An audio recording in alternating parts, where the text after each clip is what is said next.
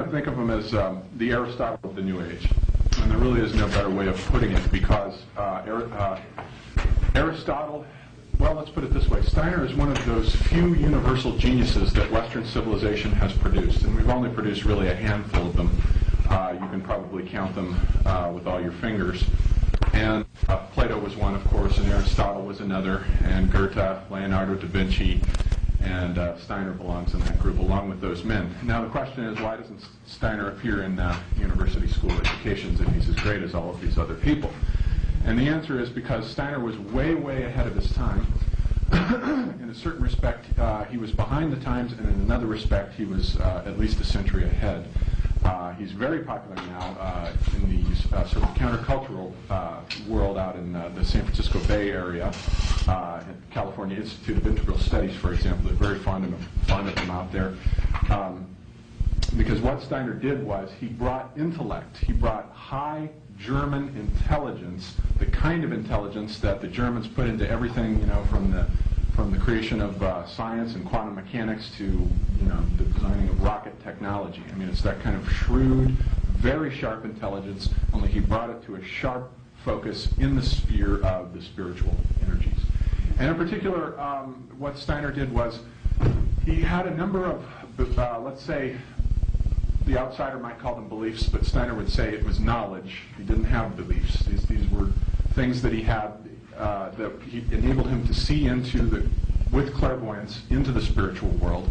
And things were facts for him which are slowly now we're recovering as facts for the rest of us, such as reincarnation. That was an actual fact for him. In fact, the last set of lectures that he gave before he died, he gave a series of about 80 lectures on reincarnation and karma. And what he does is he sort of goes through the history of Western civilization, and he looks into the past lives of all the great figures, or at least a handful of them anyway. I shouldn't say all of them, but he'll look into the past life of Goethe, or he'll look into the past life of Darwin.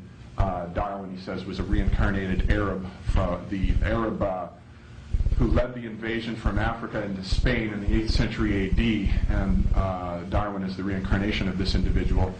Francis Bacon is supposedly the reincarnation of Harun al-Rashid, the great Muslim caliph who was the sort of ruler of Baghdad in the 8th century.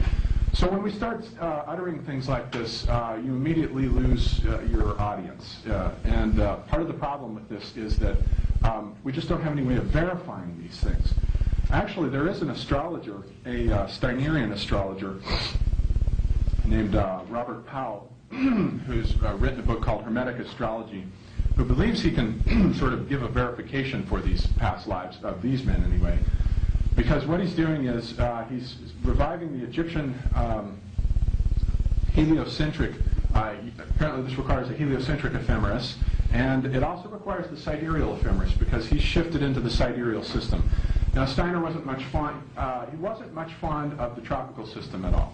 As far as he went into astrology, he was very much into the sidereal, into the whole precession of the equinoxes, and looking at things with respect to the background of the fixed stars. That's an absolute.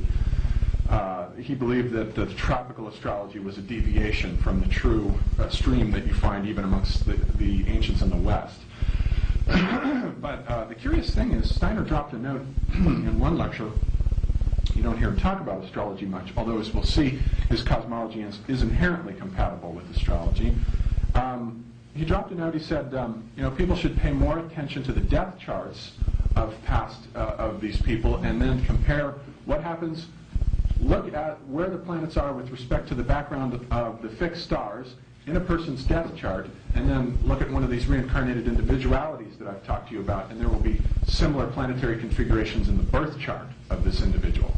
So this is a whole new project of research, and Robert Powell has put himself to this task. And he's come up with some really creepy stuff that makes your skin crawl looking at these birth charts. But it has to be a sidereal calculated chart. That's the whole trick of it. And indeed, it's some pretty amazing stuff. So that's Hermetic Astrology, and I'm sort of reading that now. That's my toy for now. But anyway, so we get these uncomfortable areas that academics just don't care for, not only reincarnation, but the belief in this sort of pantheon of angelic beings.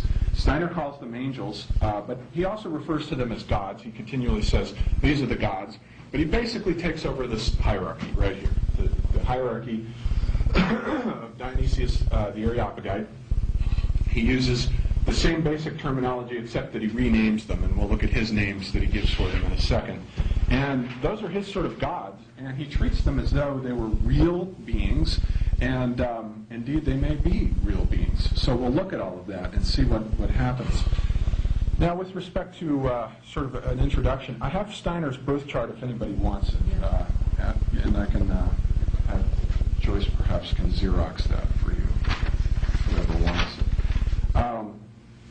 He was born in 1861 and died in 1925. And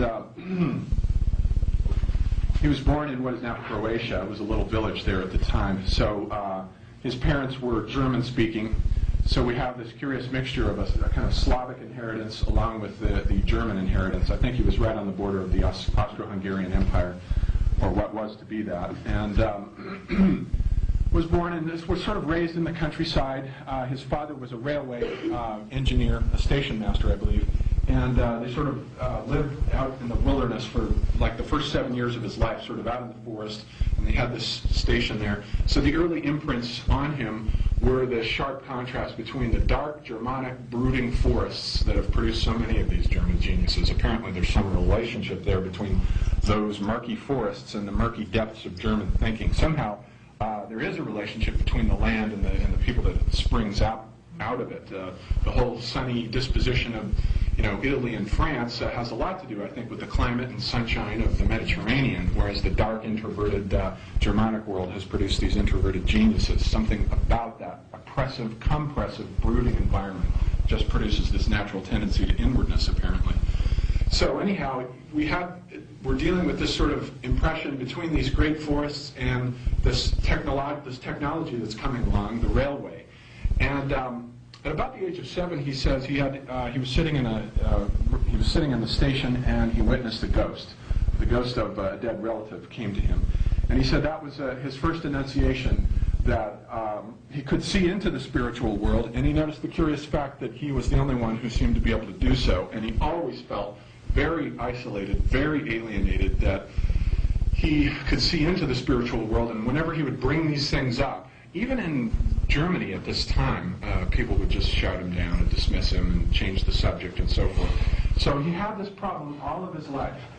And he started out wanting to be a good old respectable German academic scholar. And so, he went through the university system, although his father initially sent him to a technical school rather than the normal gymnasium where he would have gotten a full education in the humanities. So he actually started out with a technical education, then later shifted into the humanities.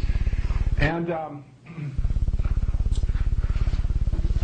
as time went on, he sort of hooked up with the whole German culture world. In particular, he started out as an editor of the works of Goethe. And at the time, Goethe had fallen out of fashion as a natural scientist. Goethe was thought of as this great, poet, the author of Faust, and all these great works of literature, but you couldn't take him seriously as a scientist. Well, Steiner, on the other hand, took Goethe very seriously as a scientist, and he regarded Goethe's entire way of looking at the world as compensatory in many respects to the Newtonian vision. Goethe had a color theory that was completely the opposite of Newton's color theory, and he had this wonderful theory of the metamorphosis of plants, which I can walk through sometime if you'd like. It's just an absolutely amazing look at the sort of spiritual Platonic idea of plantness and what it is, what we mean when we say there's a plant and there's a plant. What is it that they all have in common? And he sort of looked at that and gave a sort of life cycle of the metamorphosis of plants. And Spengler actually takes his model for the development of high civilization from Goethe's plant model, as we'll see. And so Steiner, studying Goethe, Goethe also discovered the intermaxillary bone, which is a bone that human beings were thought not to have, but all other animals had, and that was regarded as one of the cleavages in the evolutionary model that couldn't be accounted for. And Goethe looked more closely, and he was able to find this bone in the human skull, which kind of connected the human to the sort of animal world and further paved the way for the evolutionary theory. and he had these different theories of meteorology and mineralogy. He was just a universal genius. A lot of people sort of regarded him as a dilettante in this respect, but Steiner thought otherwise. So Steiner starts out, and he's only 21, 22 years old, and he's editing these works, and he publishes his first book at the age of 25. Probably that would be Uranus, Trine Uranus. So many of these German geniuses publish right around 25, 26, their first books usually, right on that Uranus Trine. And that was a little text on Goethe's conception of the world, and then he publishes, his writings and lecturing, and he's living in Vienna. And then right about 1890, he's done with that project. It sort of dries up, and he moves over to Weimar, where he picks up the editorship of a magazine, which was a general literary periodical that had nothing to do really with any of his interests, but he picked up this experience as an editor. And meanwhile, though, he's living in this world, and dealing with Germany at this time was the place to be if you had any intellectual interest whatsoever, because scholarship was really invented by the Germans in the 19th century. From Goethe's dates are 1749 to 1832, and it's in Goethe's day, Goethe and Schiller, and then they're followed by Kant and Schopenhauer and Hegel. All these great German philosophers, they sort of reinvent philosophy, that whole group. There's philosophy before them and philosophy after them, and the Germans just sort of reinvented it. And part of the way in which they did it had to do, although this comes after Kant, with Schopenhauer's discovery of the Upanishads, and the Germans were the ones who discovered the wisdom of the Orient. They sort of brought it over, took it seriously, started translating the texts, and although the first texts were French translations. But Schopenhauer was so enraptured with the Upanishads that he did exactly what Plotinus' teacher Ammonius Saccas had done, a synthesis of sort of Plato, Aristotle, and the Hindus. And what you get there is the world as will and representation. And Nietzsche picks it up from Schopenhauer. Schopenhauer is Nietzsche's idol. And in addition to Wagner, and he meets Wagner, and Wagner has, Wagner's operas. Again, you can't understand really Wagner's operas without understanding Schopenhauer, the way in which you can't really understand Renaissance painting without understanding Plotinus. It's a translation into art of a specific high conceptual system. And Nietzsche was absolutely enraptured by Wagner, so he writes The Birth of Tragedy, and that comes out in 1872, which is this wonderful paean to the greatness of German culture and how Wagner's reinvented opera and given it a whole new life cycle. Several years pass then, and Nietzsche reconsiders Wagner, and then he begins to think of Wagner as representing actually the end of German culture and the end of classical music. And he says, the Germans take themselves too seriously, and everything that's wrong with German culture, everything that the rest of the world sort of caricatures us as being introverted, broody, taking ourselves too seriously, all of that is what's wrong with Wagner. Contrast Carmen, Bizet's Carmen, or Mozart's operas with Wagner, and you'll see what I'm talking about. There's no laughter in here anywhere. And so Nietzsche lost his friendship with Wagner after Wagner wrote Parsifal, which is his attempt to sort of reinvent Christianity, and it's just really, it's absolutely sanctimonious. And Nietzsche couldn't stand it. And then he wrote Human All Too Human, and Wagner read that, and that was the end of their relationship. And then sort of Nietzsche got going, and then the stream moves on. Nietzsche then went insane at about the age of 44, oddly enough, after his sort of Uranus opposite Uranus there. It'd be interesting to look at the transits to his birth chart. But he had this wonderful period of creativity. Then he went insane about the age of 44. And Steiner then went to visit him after Goethe. He was sort of done with the Goethe phase. And then he becomes fascinated, this is in the 1890s, with Nietzsche, primarily because of Nietzsche's philosophy of freedom. Nietzsche was, of course, a nihilist, and the nihilistic aspect of Nietzsche did not interest Steiner in the least. But what did interest him was Nietzsche's preoccupation with human freedom. Nietzsche was very emphatic that, with the death of God and the death of all of these great systems, we should take advantage of this new freedom and opportunity to reinvent ourselves as humans. And man is an inherently creative being and can establish whatever value system he wants for himself. He doesn't have to rely on gods and angels and so forth. None of all of that has been discredited. So there's this, the whole Superman philosophy comes out of this rich creativity that he sort of stands up for and shouts about. And Steiner was fascinated about that because one of Steiner's absolute main focal points is an emphasis that our will is free. And freedom is something that has gradually developed through the evolution of human consciousness. It's not something we should take for granted. It's something that has been granted to us, in a sense, in seed form by these angelic hierarchies, but it's something that we've had to sort of earn for ourselves through the evolution of human culture. And so it was very important to him. His first sort of significant book is called The Philosophy of Freedom, and it has nothing to do with these later anthroposophical ideas, but it has to do with that subject of freedom. And this came out, I think, in 1894, and he published that, and then he sort of goes to visit Nietzsche. And he had befriended, I guess, Nietzsche's sister, and Nietzsche's sister was thinking, well, he'll do for, Nietzsche, all of Nietzsche's unpublished writings, what he'd been doing for Goethe's work. So she wants to sort of take advantage of him in that sense. But he goes in to see Nietzsche. Nietzsche, of course, is catatonic, and he's sitting there. And he, later on at the end of his life, he tells the story of his visit of Nietzsche in karmic relationships, and he says, I went in and I looked at him, and he looked very peaceful. He was sitting there with his beard, and he was just sort of gazing off into space as though he had just had his morning breakfast and was contemplating his next book. And he had a very peaceful look about him. But he said, I began to sort of see clairvoyantly into the fact that I could see Nietzsche's astral body sort of hovering above him there, sort of thinly connected, very thinly, still connected, but only faintly to the physical body. And then later on, I reflected on it, and I thought about Nietzsche, and I thought about this sense of bodilessness in Nietzsche. There's a sense where, Nietzsche constantly had these migraine headaches, and he had somatic problems. He was always sick with one thing and another. And then he would do things like he would write while taking his morning walk. He would actually write while walking. He just had this strange sense of not being in his body. And Steiner said, when I did the reincarnation research on Nietzsche, when I sort of saw into the spiritual world of Nietzsche, I realized that Nietzsche was actually this reincarnated monk, a Franciscan monk, back in the 12th or 13th century who had been obsessed with flagellating himself. And that's a little sort of anecdote that he tells about Nietzsche. So that's the kind of thing that we're in for here as we move into Steiner, those anecdotes that will make most academics uncomfortable and will end the conversation immediately. So Steiner's developing along, and he decides he doesn't want to do any more work about Nietzsche's work. The nihilism probably just turned him off, and the sort of spiritual vacuousness and emptiness in Nietzsche. And then, so time goes by, and then he sort of bumps into these theosophists. And now, Theosophy had just gotten off the ground in 1875. Madame Blavatsky was this Russian woman who had started it. I actually don't know a lot about it.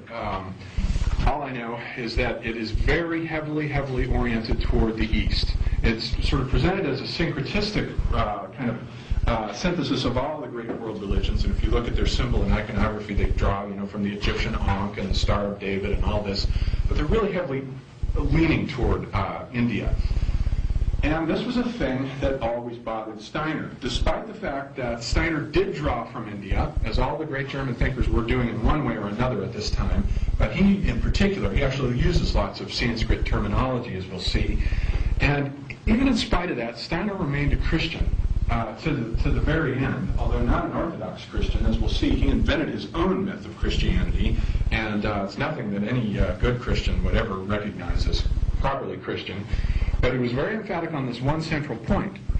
Christ was a being who had incarnated, was an avatar who had come down from the sun and incarnated once and once only, and could never have incarnated again, primarily because Christ is now the spirit of the earth and has sort of transubstantiated the earth into the spiritual vessel.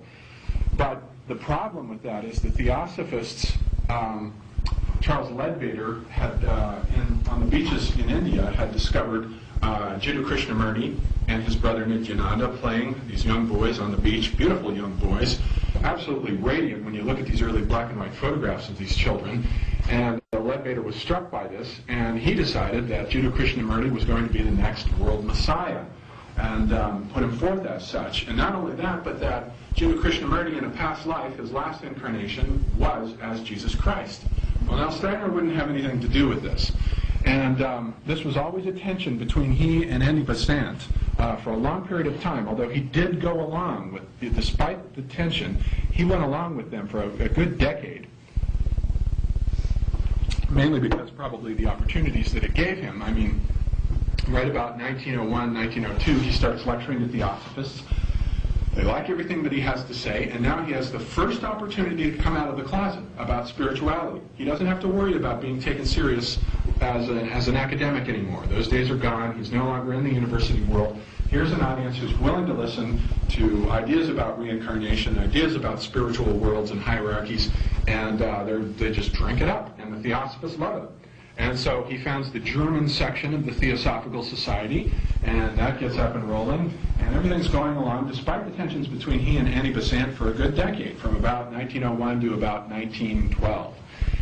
And curiously enough, he breaks from the Theosophists in 1912 at about the same time that Freud and Jung were splitting up in 1912, interestingly enough. And it was over this very issue, over Krishnamurti. That was the straw that broke the camel's back, to rework that cliche. But during this period of this decade, this is when Steiner's just turned 40. He's on his Uranus opposite Uranus, and he's got these wonderful transits, I think, with he has Neptune conjunct Mercury, which is the spiritual intelligence, and that's being squared by Neptune, I think, at this point. And he's got Uranus and a T-square with opposite Uranus because he's got Uranus square Sun. And so all this stuff is lighting up, and out comes all these brilliant works of just genius. Theosophy is the first primary text. Anyone who wants to be acquainted with Steiner should start with that text, Theosophy, and then How to Know Higher Worlds, where he gives specific exercises on how to begin to develop for yourself these kinds of spiritual training exercises that will enable you gradually, if you're patient and persistent, to attain knowledge of the higher worlds and to begin to see into these spiritual planes. He believed that everyone possessed these abilities and could cultivate them given time and patience and persistence, and it was just a matter of learning how to do it. He only saw himself as unique in the sense that this just came naturally to him and always had. But he believed that anyone could be taught to see into the higher worlds, or to see into their past lives for that matter. And so then his sort of Bible is published in 1910, The Outline of Occult Science. That's the largest book, translated now as Outline of Esoteric Science. And that's the book that contains the creation myth that we're going to go into. So it's, in a sense, it's a sort of Bible. Although the curious thing about Steiner now is that he did all these lectures. And as a matter of fact, once he started lecturing, he never stopped. He lectured almost every day of his life, for the rest of his life. And, he died in, 1925, so he was 60-something, or 1861 to 1925, whatever the difference there is, was in his 60s. But from the age of 40 to that, these last 20 years of his life, he produced, your jaw drops. It is unbelievable how much he produced. All of these lectures were recorded by, brilliant stenographers, and the rates of literacy were different then than they are today, and they didn't have tape recorders, but the lectures are very accurate. And what we have with respect to Steiner is something like over 300 lectures, probably more than that, I'm probably underestimating. There are so many of them. The majority of Steiner's writings consists of these lectures. And so he has this handful of written books. And the written books are essential reading, but even more essential, I think, are the lectures, because in the lectures his guard is down, and the lectures were given directly to anthroposophists, presupposing a knowledge of the basic principles of anthroposophy. And you find all kinds of stuff in the lectures that you won't find in his published writings. They're absolutely indispensable.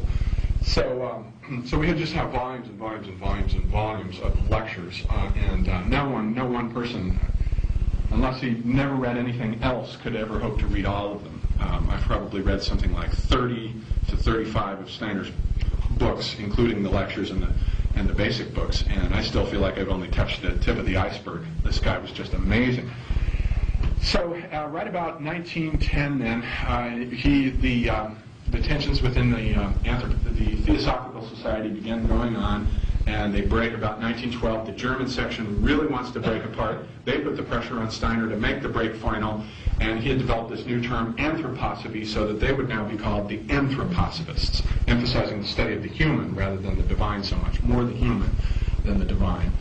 And this is 1912. And then he starts writing these little things called these mystery plays. And he wants to translate into art his whole system so that they would be, he sort of said, if all of my lectures were burned and if nothing else survived except for these 4 mystery plays, theoretically you should be able to construct everything I have to say about anthroposophy from these mystery plays. Well, it turns out if you try to read the mystery plays, I've only tried to read one of them, they're quite ridiculous. And there's a problem here.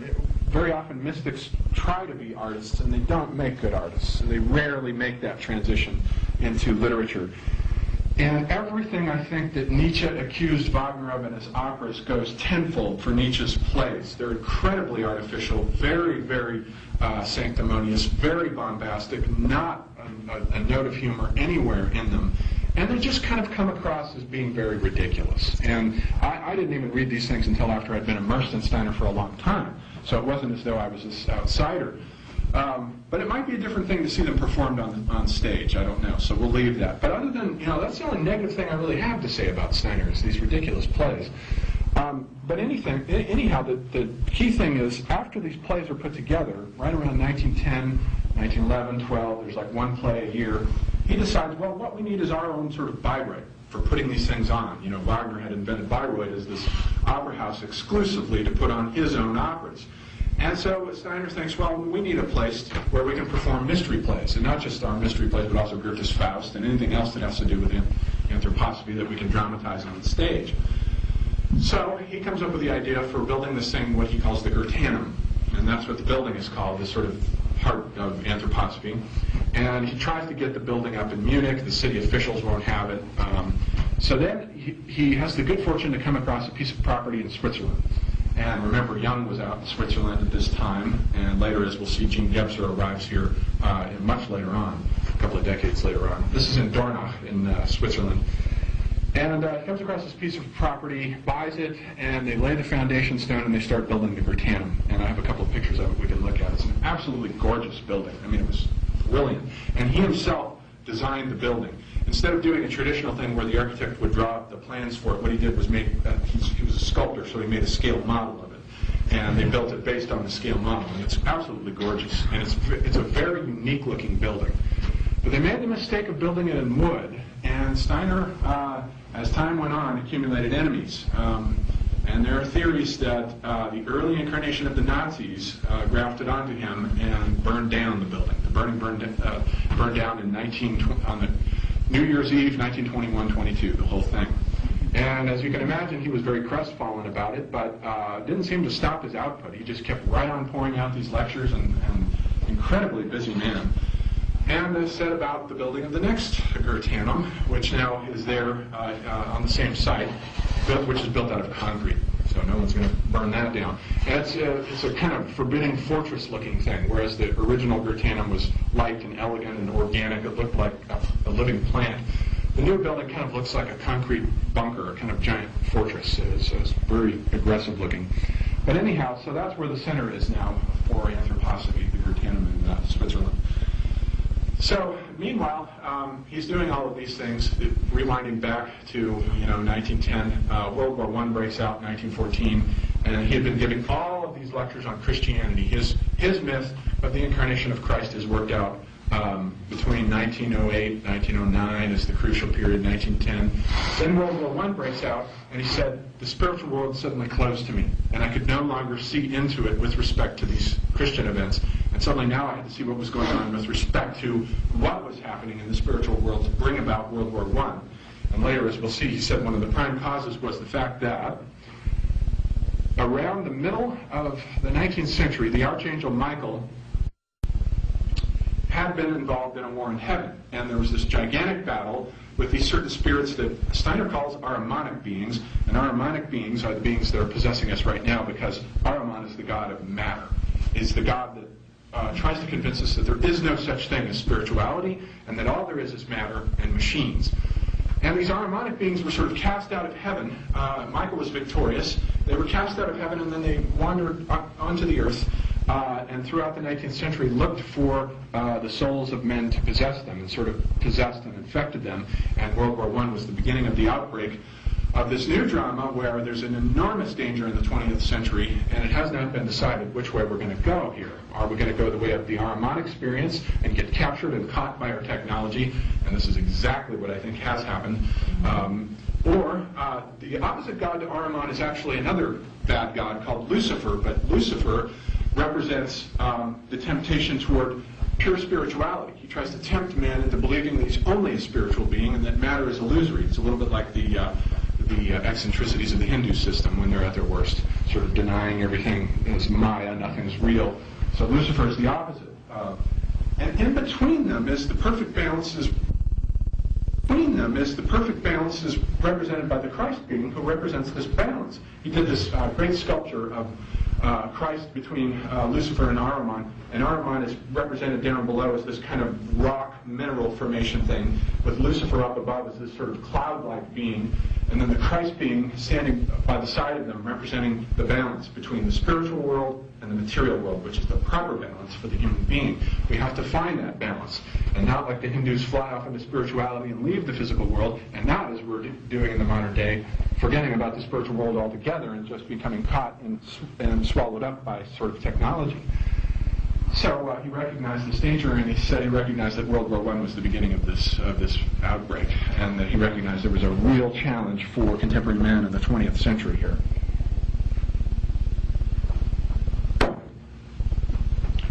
So then World War I passes, and he goes back to sort of doing his activities, but now as he enters into the sort of final phase of his life, a new kind of pragmatism comes over him, and people start approaching him, and they're asking him for things like, what do you have to say about education? Thinks about it, he says, okay, here's my idea, gives a few lectures on it. The Education of the Child had been published in 1907, so we already had a basic theory of education. And they found the Waldorf schools. So the Waldorf schools, and they're found all over the world, are a direct application of Steinerian teaching to the elementary school level, and it's just based on these three phases of the child from 0 to 7 is taught in a certain way, then from 7 to 14 is taught in a certain way, and then from 14 to 21 is taught in a certain way. And each one of these is different, because there are these different developments at each of these phases. And apparently it's very successful. The Waldorf education emphasizes the arts and grounding the child in something that is much needed today, particularly in the day of these days that our children are being, sort of captured by technology through video games and electronics. But here they teach the children, they teach them how to paint, sculpt, draw, how to play a musical instrument. They teach them myths and tales and legends, all of this stuff, which could, from a certain point of view, be regarded as regressive, as sort of, well, that's the way culture used to be. And in fact, that's true. That's the European approach. That's the classical approach. The American approach is technological. The difference between the Americans and the Europeans is very analogous to the difference between the Romans and the Greeks, between the Babylonians and the Sumerians, between the Aztecs and the Mayan. That is to say, as we'll see when we look at Spangler, the late phase of these great civilizations always ends up in this very dark, sort of heavy, Ahrimanic, Steiner would say, materialism, with an emphasis on pragmatics, technology, and a loss in the arts and a forgetting of what being human is all about. All of the civilizations that we mentioned, the Babylonian, Roman, Aztec, represent decadent versions of the earlier inspired, lyrical civilizations. And so we as Americans, I think, find ourselves in a position that is not unprecedented, but it has a precedent in that respect. Then he sort of starts giving these lectures on medicine, and he starts developing his theory of anthroposophical medicine. And he attracts certain people to him who are very much interested in this, and anthroposophical medicine is now being practiced. You'll find it, it's a very unique and interesting holistic approach to treatment. There's a certain way to approach cancer, there's a certain way to approach the whole mind-body relationship, and it's very fascinating. Birds won't come to eat the worms, so the birds are gone. And then you get Rachel Carson's Silent Spring. Where are the birds, And Steiner sort of foresaw all these ecological interconnections in nature, and so he laid the basis for biodynamic agriculture. And he was just an incredible genius, ahead of his time here. And as I said, the Aristotle of the New Age in many, many ways. He saw everything that has been picked up by the New Age and the counterculture since the 60s. It's all there in Steiner. And in fact, what led me to Steiner was actually, after writing this book here, Twilight of the Clockwork God, I specifically went looking for people who were smart and intelligent, who had things to say about things that I wasn't certain were true, but I wanted to hear somebody smart talk about them, like astrology.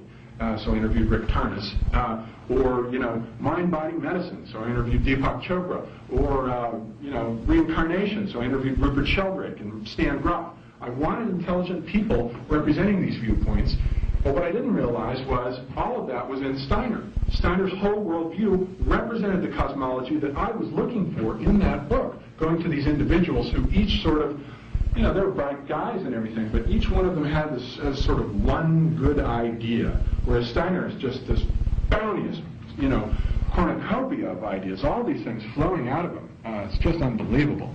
So in many respects, I had not read Steiner when I wrote that, and had just started reading him as I was concluding it. And so I've sort of been preoccupied with the whole Steinerian vision as a result of that. And so that's what we'll begin to look at now. And then, as I say, Steiner died in 1925 after this prodigious creative output. And, by their fruits ye shall know them. And Steiner's fruits are enormous in this world. He's had an enormous... It's one thing, to be a sort of brilliant metaphysician, and be brilliant and have people read your books. It's another thing to have these things, being applied to medicine and agriculture and a theory of education. And not only that, but there's a curative education that's directed specifically toward mentally challenged individuals that Steiner developed. In fact, he, early on in his career, had taken up, while he was doing the editing of Goethe's writings, had been asked he was tutoring to bring in some extra money, and he was tutoring a certain family who had 4 sons, and one of the sons was hydrocephalic, that is to say, had water instead of a brain. And hydrocephalics are generally dismissed as, backward and incompetent, but Steiner was patient with this child, and over a period of about 2 years, taught the child, taught him how to read, got to the point where later the child went on to become a medical doctor. So, we're dealing with an absolutely competent human being here. And so that's what I want to, that's my sort of introduction to Steiner. And a couple of strange points about him, just to sort of counterbalance our hagiography.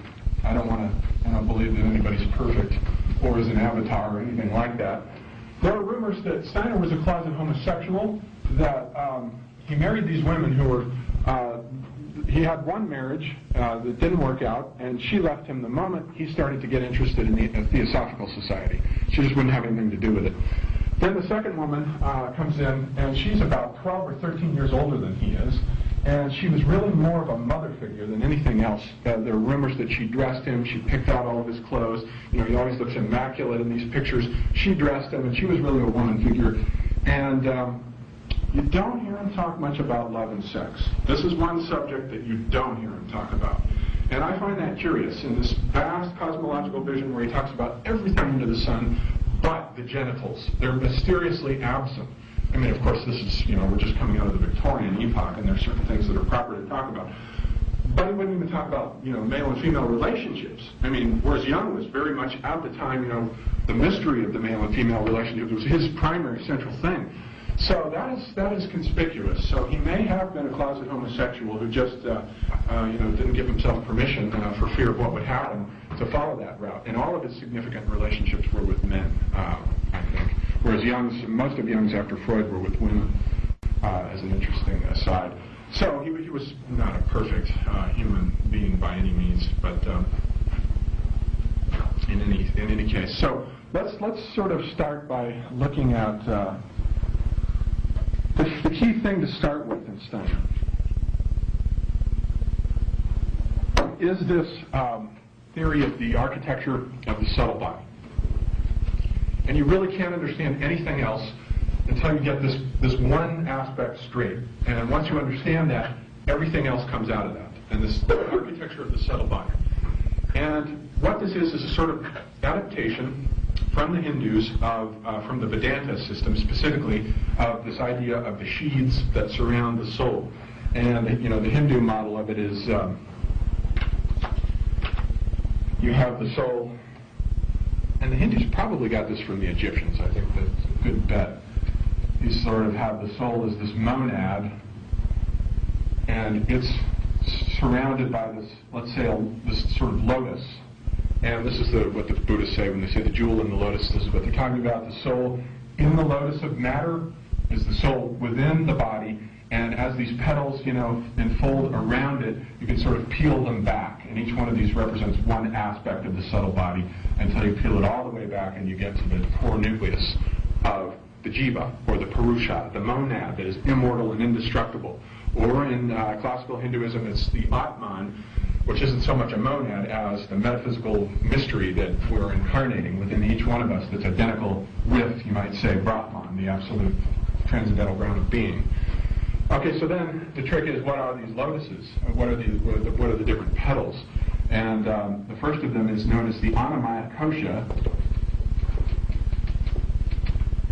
This is the Hindu system, not Steiner yet. This means sheath made out of food.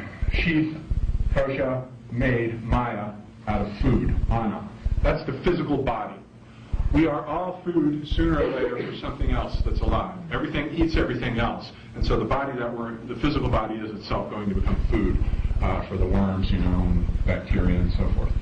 So that's the Annamaya Kosha. And that, as we peel that back, the next layer inward is the Pranamaya Kosha, which is the sheath made of prana. And prana is simply, as you know, it's chi. It's the vital forces. It's the invisible structural meridians through which the breath channels, and all the vital energy is stored up therein. If that gets disturbed, then you're in for an illness. So that's the sort of pranamaya kosha. And then bound up with that is the manomaya kosha, which is the sheath made of mind. So all these three are intimately intertwined with each other as the sort of physical and etheric body. The manomaya kosha is the mind, the sort of lower mind that's, when you're suffering, when you're in health, when you're in poor health, an accident happens or whatever, something bad happens to the food sheath, the manomaya kosha says life's not worth living. It's stuck in being involved with the outer body. And if anything happens to that, you get this Schopenhauerian pessimism, where Schopenhauer comes in and says life was, quite evidently a mistake. Anyone who looks about it and thinks about it rationally, it's just a mistake.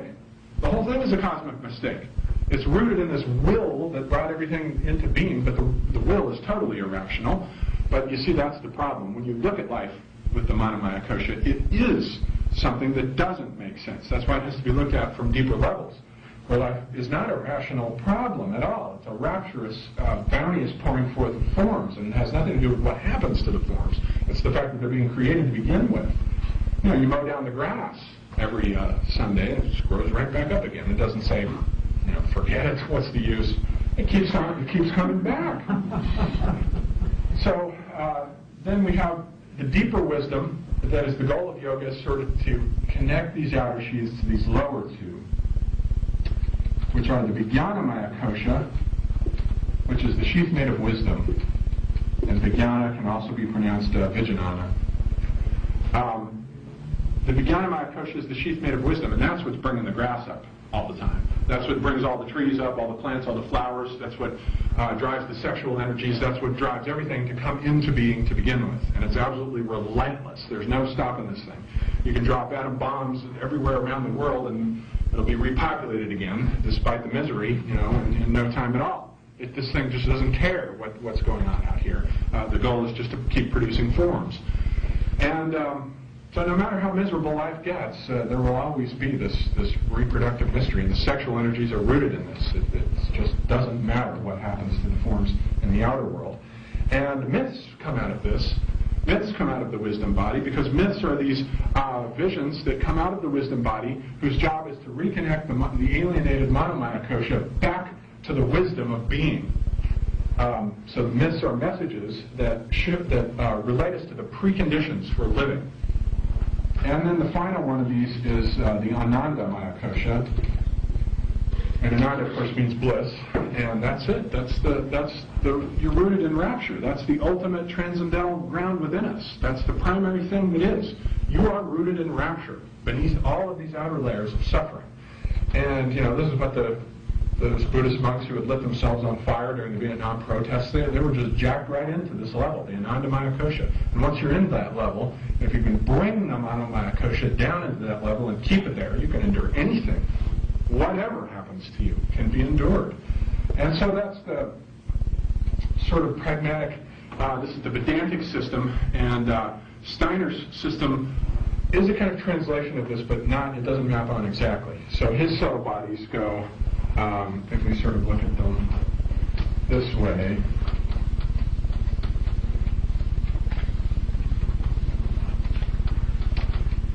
we can say the physical body is the first sort of sheath. This corresponds to the Anandamaya Kosha. The physical body, according to Steiner, is what we have in common with the mineral world. As soon as you're dead, the body is returning to the mineral world. It's returning to the inorganic world. So it is that element that we have in common with that world. And we're constantly taking in minerals and nourishment from the inorganic world and transforming them into life. Once that process is over, you're back to the mineral world. The skeleton is primarily just a mineral. So the physical body. Then we have the etheric body, which is the next one in, which corresponds to the pranamaya kosha. The etheric body is what we have in common with plants. And the presence of an etheric body is what differentiates the plant kingdom from the mineral kingdom. Anything that's alive has an etheric body. That's the precondition. You can say anything that has cells has an etheric body. And what an etheric body is it's just it's responsible for the growth and nourishment of the body, for its metabolic processes, for the shaping and forming of the body. And when there are disturbances in the etheric body, that's when you get illnesses. And when the etheric body leaves the physical body, the physical body dies. Steiner has this bizarre thing where he says, if you ever feel your arm falling asleep, what it is that the etheric body has partially and momentarily separated from the physical body at that moment. And then he says, we'll look at that in a second. So the physical and etheric, and then the next one in is the astral body. Now the astral body is what we have in common with animals. And the presence of an astral body is what differentiates animals from plants. And what that is simply the faculties of passion and desire, the desire to sort of reproduce, everything that drives an animal to experience pleasure and pain. So the basic pleasure-pain thing is what is central to the astral body and what's moving the animal world in contradistinction to the plant world. Plants are just sort of there living in this... now he does correlate these with the Hindu levels of consciousness where he says the physical body, first let's say, where he says the etheric body corresponds to deep dreamless sleep. And so plants are just sort of locked into the state where they don't dream, but they're in this sort of eternal twilight state where they're just, there, and they experience this sort of there-ness. Whereas the astral body corresponds to dreaming consciousness. Animals dream, but plants don't. Dreaming consciousness. And then the fourth is the presence of the ego, which will correspond to waking. And sort of mineral world just corresponds to, a duller type of consciousness that's even duller than deep dreamless sleep. Now, this whole thing about the ego in Steiner, it's important to differentiate this from Jung's ego because it's not the same thing. If you sort of take Jung's idea of the ego and take it together with the self, then you have what Steiner's talking about by the presence of an ego. Whereas the astral body gives consciousness, the ego gives us self-consciousness. And the presence of self-consciousness is something that the human world has that none of these other kingdoms have. So this ego thing is a very large thing. It's not as specialized as it is in Jung and Freud. And it's the spiritual monad that undergoes reincarnation, the ego does. And the animals don't have this. They share kind of group souls. So this is a thing that's transmigrating from lifetime to lifetime. And there's a sort of lower ego and a higher ego. The lower ego is more involved in the body and the flesh. And the higher ego is the one that needs to awaken towards spirituality. very similar to the Neoplatonic doctrine of reason and the nous, the higher reason, the transcendental, gaining control of the passions and so forth. So now the key thing then in Steiner is that the ego has to gain control of these lower functions. And this is a difficult task. The gaining control of the astral body is almost a natural part of just maturing. I mean, gaining control of your passions and desires is something we normally associate with maturity. Teenagers have less control of their astral bodies than adults do. So there's a certain amount where this process unfolds naturally. But even further beyond that, the ego can gain control of the astral body, and not just gain control of it, but there are certain exercises that can be done that will develop it. And certain exercises that will then develop the etheric body, and the etheric body has to do not only with the formative forces, but also with deep-seated things like character, temperament, deep-seated habits. As we'll see, the etheric body also has to do with things that have to do with habit, memory, routine. They sink into the etheric body. So the etheric is lower than the astral. And the astral can imprint things on the etheric and teach the etheric things, and the etheric will then shape the physical body. So we have a key here to how yoga works. What the yogis are doing is they're sort of shaping these bodies. They're getting control of the astral body and teaching it to shape the etheric body, and then they can do these miracles with their physical body. So then Steiner recognized all of this, so it's very compatible with the Far East in many, many respects, but also very different. So this is the sort of key thing. These four sheaths are the most essential thing to understand in Steiner, because everything will unfold out of them. And this is the sort of fourfold model, but now he has a sevenfold model. So there's a sevenfold model and a ninefold model. And let's see, what's the best way to do this?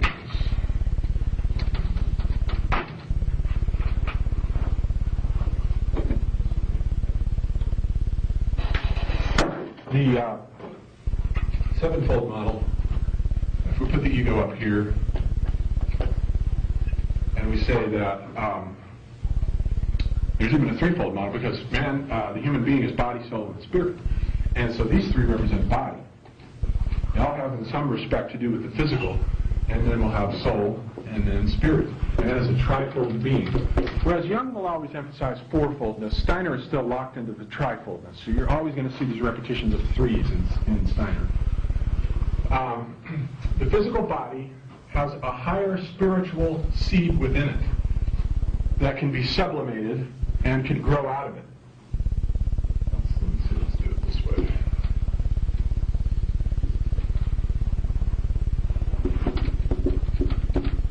Get them all up here first. And then the spirit body. It's called the spirit body. I mean, these terms are awkward, but this is how they're translated into English. I suspect the German is more profound.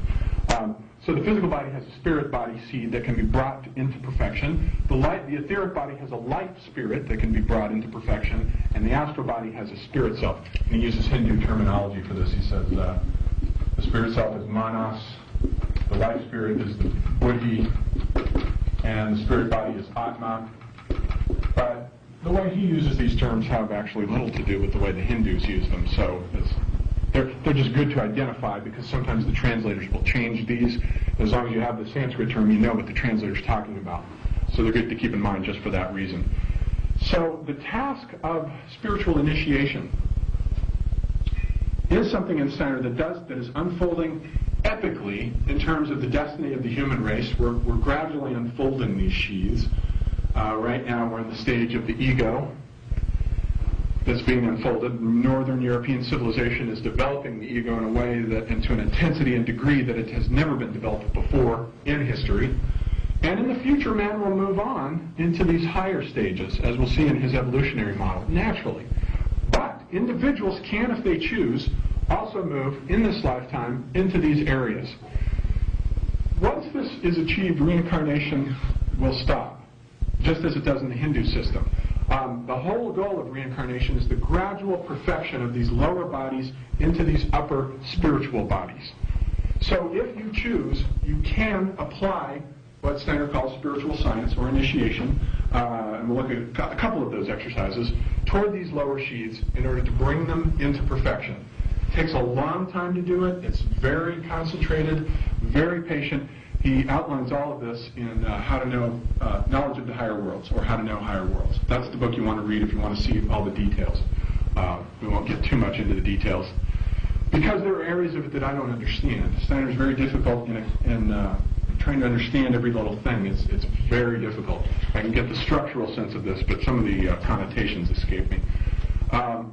So we have those. And then with respect to the soul now, that's the sevenfold model of the human being. 3, 3, 7. But now he says there are three aspects of the ego as well, / soul. The soul is the ego. And each one of those has a unit, a sort of component that is linked to these other three. We have the sentient soul, which is the one that's closest linked to the astral body. The astral body is the vehicle that enables us to perceive things. When you're in the life between death and birth, you're in Bardo, you still have the astral body, and that enables you to perceive all the gods and divinities and beings. When that crumbles and disintegrates, you can no longer see anything. So the senses are linked with the astral body. But now the sentient soul is something that differentiates out of it, and it has to do with sort of pictorial imagery, as we'll see. And then the etheric body has a intellectual or mind soul. The intellect sort of differentiates out of the etheric body, and the reason that it does that is because the etheric body has to do with memory, and you can't learn anything without memory. So, as he'll say in his model of infancy and the development of the child, he'll say, you generally don't want to teach children to read before the age of 7, and that disagrees with our sort of theory of, at 5, throw them into kindergarten and get them going. He says the reason you don't want to do this is because the etheric body is still working on the child's physical body. And it doesn't come to maturity, the etheric body, until the age of 7. And that's Saturn, square Saturn. Steiner's life cycle model, as we'll see, nicely fits into the 7-year Saturn cycle. At the age of 7, the child loses its teeth. And that's the signal that it's changing, and the hard teeth come in. And the etheric body is done. It's ready now to be freed and used for other things. Because at that point, it's done shaping the human physical body, and now it can be freed up for the development of the child's memory. So this is why around the age of 7, the child begins to acquire faculties of memory that it didn't have before, because now the etheric body is freed up and can be used. So then you can start teaching children how to read and how to learn to remember things. So this is how the mind soul will differentiate out of the etheric body. And then we just have the consciousness soul that comes out of, sometimes this is translated as spirit soul, but that's confusing because it just links over with spirit. Although it is the one that's most closely linked to the spirit. The consciousness soul is the highest of these three souls, whereas the sentient soul is the lowest. It's bound to the astral. The consciousness soul is the highest, and it's linked to the next phase over, the spirit body. And the consciousness soul is actually the epoch of civilization that we're in. Steiner says since 1413 AD, we've been developing the consciousness soul as a species. As a Northern European civilization has specialized in developing the consciousness soul. And the way in which that works is the consciousness soul really has to do with the sense of the I, the ego, the sense of freedom that goes along with that, and the will. And the will comes up out of the physical body.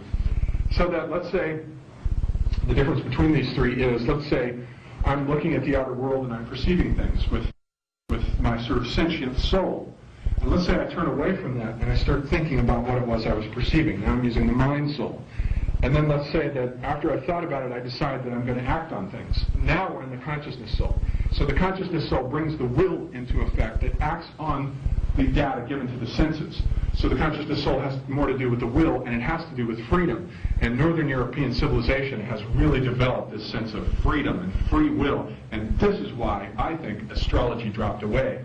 Because the early version of astrology was too deterministic. The astrological vision that we inherited from the ancients was a very deterministic system, although there were ways of breaking out of it. And in fact, the old initiation mysteries consisted in gaining freedom from the stars through initiation in the mystery cults. But I think astrology dropped out because of this emphasis on this new, aggressive, Faustian freedom and the sort of conquest of the earth with our machines. We didn't want any stars telling us what to do. So now as astrology returns, and it is returning, we have to sort of reflect upon how does this work with respect to freedom of the will. And in Steiner, actually, the sort of dichotomy is, although he doesn't have astrology, he has karma. And he has this karma thing, is on the one hand this emphasis on freedom, but on the other there's this karma that you've inherited from your past life. So you have the same tension that we would have with respect to astrology versus, say, free will. You're dealing with limitations in life, always. And the limitations are what provide you with the sort of incentive to move on, to accomplish things. So that's the sort of Steiner's model of the architecture of the subtle body. And it's now, of course, that doesn't clarify what we mean by these upper three. And I can't get too much into that except to say that the spirit body is the sublimation of the physical body, the life spirit of the etheric body, spirit self. Okay, so spirit self is something that can be developed through exercises which he terms imagination. Now, he says, let's say you decide you want to go onto the spiritual path and you want to start the process. He says the first thing you're going to want to develop is the ego wants to start work on the astral body. That's the first thing. It's the easiest to do. And the way in which it does that is through imagination. This is very close to the Jungian individuation process. And it has simply to do with contemplation of images. And the images have to be contemplated in a certain way, though.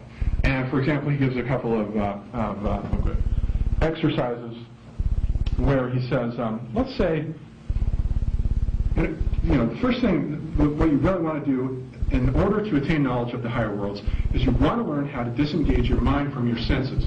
You have to be able to pull the soul out of its immersion in the body so that you don't take everything you see at face value. But he says there's a gradual training process for doing this. And he starts with like the most basic exercise, and he says, imagine a seed. Just imagine in your palm that there's a plant seed there. Now, what's within that plant seed? The entire future history of that plant is in that seed, but you can't see it. It's in there, but you can't see it. You know that if you put the seed into the ground and give it what it needs, it will generate a plant in time. You know all of that, but your senses don't tell you that. Your mind tells you that. If you were to put a copy of the seed that was a fake seed next to that seed, as far as your senses could tell, the two are absolutely identical. But your mind knows that in the true seed, there's going to be a real plant that comes out of that. So your mind can access knowledge that is not available to your senses. And he says that's sort of basic exercise number one, is to train your mind to think in this way to be able to see into the invisible forces that are at work in the world. And he always gives these sort of, anything to do with plants is etheric. He always gives you these sort of etheric exercises, meditating on the plant world to sort of begin. Like he'll talk about also meditate upon, the formation of a rose. What happens there? Well, this sort of rose comes up out of the ground, and these green juices come up, and they ascend, and they're refined into this red sap. And the red sap sort of produces this beautiful redness of this rose. And he says, what's happening there? Well, if you notice what's happening is these lower, this actually almost presupposes a knowledge of Goethe's metamorphosis of plants, but Goethe's theory was that the lower juices in a plant are gradually refined as the plant ascends and grows.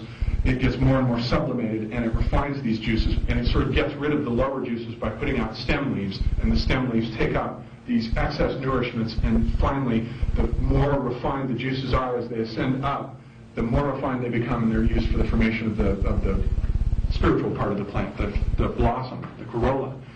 And he says, that all sort of takes place without any passion. There's no real struggle. Plants don't have an astral body. If you compare that with what happens in a human being is racked with passions and desires and the whole sexual problem and the maturation problem. And there are all these lower forces at work which are much more difficult to harness. But he says that the human being, notice, possesses something that the plant doesn't have. The other plant has this process that unfolds naturally. The human being has these upper faculties of spirit, which the plant doesn't have. So the human being, though there are more things that can go wrong in the development of the human being, can also attain to a level of consciousness that is far greater than anything that can ever develop out of the plant world. So he says, just sort of imagine the analogy, imagine this sort of cross, and imagine that it's a black cross. And the cross is, this is actually the Rosicrucian meditation. And the black cross corresponds to the lower passions in the human being. And then he says, imagine these sort of red roses, germinating 7 of them in a circle out of that cross. And you'll have an idea of what we mean in this spiritual model of the sublimation of these sort of lower energies into these higher, upper spiritual energies within the human being. But the point is, whether we can, I almost don't understand what he means here, but the point about it is, imaginative exercises have to do with the contemplation of mental images, or even, draw them out, or however you want to do it. But the point is to begin to train your mind to think in a spiritual way. And anybody can learn how to do this just by meditating on, processes that we normally see every day. The growth of plants, and animals, just think about these mundane things in a way that enables you to see that there are these invisible forces at work behind these phenomena, and you'll be on the way to the development and cultivation of the spirit self, which will then gradually come into maturity. I think that sounds a lot like the Jungian individuation process, which has to do with the activation of the imagination, getting the imagination activated and projecting out the contents of the unconscious into, a painting or a drawing or art. That's what the soul wants. It's naturally, inherently creative, and it wants that engagement with images. So the astral has to do with images in one form or another. Remember, animals have the astral body and they have dreaming consciousness, so there's that imagistic element that's common to both the astral and the spirit self. When you move into the life spirit, this is much harder to do because now you're not just sort of gaining control of your passions and desires, which, as we've said, happens normally anyway, generally through the maturation process, ideally. But what you want to change now, what you want to get down into are the deep-seated character traits, and those are much harder to change. Habits, the reprogramming of long-term habits. Like, let's say you're alcoholic and you want to reprogram that. It's really hard to do, until you've fallen all the way down and have messed up your life, your job, ruined your marriage. You get this accumulation of noise before you get this build-up such that your life is ready for the sudden transformation. The etheric body is really hard to change, just by the sort of day-to-day basis. So you have to sort of work into the etheric body, and I'm not sure how that works. He calls this inspiration rather than imagination. And now it involves, as soon as you bring in inspiration, by inspiration he means inspiration from the divine beings. So now you're beginning to relate, you're not just sort of contemplating mental images, you're beginning to relate now to the spiritual world. You're beginning to communicate with it. And inspirations have more to do with sound than they do with image. So that with imagination we have sort of pictures, and with inspiration we have to do more with sound, namely the harmony of the cosmic spheres. This has to do with the hearing of a kind of cosmic music that inspires you such that you can begin to see the cosmic interrelationships between all things, how these cosmic beings are involved in all of these great life processes. And this will bring about the change in the religious orientation, which is also linked with the etheric body. This brings this sort of religious consciousness into being now. That's linked with the etheric body. And then eventually you have the spirit body, which he says is developed through what he calls intuition. And so we have imagination, inspiration, and intuition. And you can't have knowledge of past lives until you've moved into this stage of intuition. And intuition has to do not only with being able to see into your past lives, but also to identify with spiritual beings. You can actually sort of incarnate your consciousness in the consciousness of another being and sort of identify with it on that experiential level. It's a little bit like Stan Grof's holotropic breath work, where he talks about people having experiential identifications with plant consciousness in these states, where they'll see themselves as this plant, or as an animal, or as a dinosaur, or something, whatever. There's this identification with other forms of consciousness, and that begins, of course, to open up compassion, and all of that comes in. So I don't really claim to understand exactly how these work, and this is the area in Steiner that I would like to do more research on, specifically how that develops. But you have, anyway, the structural skeleton that will give you an orientation. Should you decide to sit down and read these things, you'll already know at least where he's heading.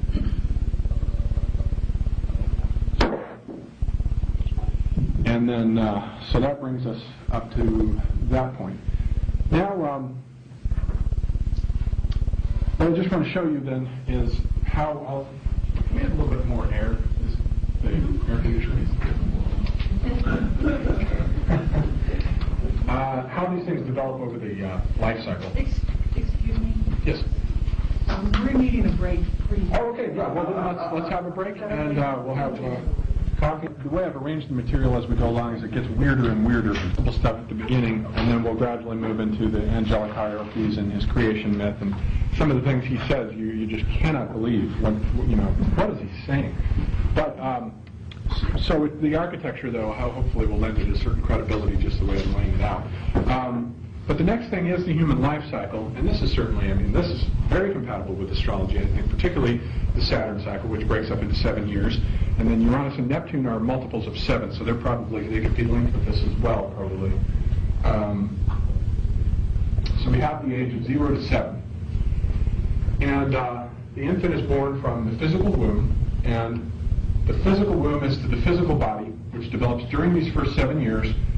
So this is the period of the etheric body, which is the next thing that's developing. But it's covered in its own kind of etheric womb during this 7-year period.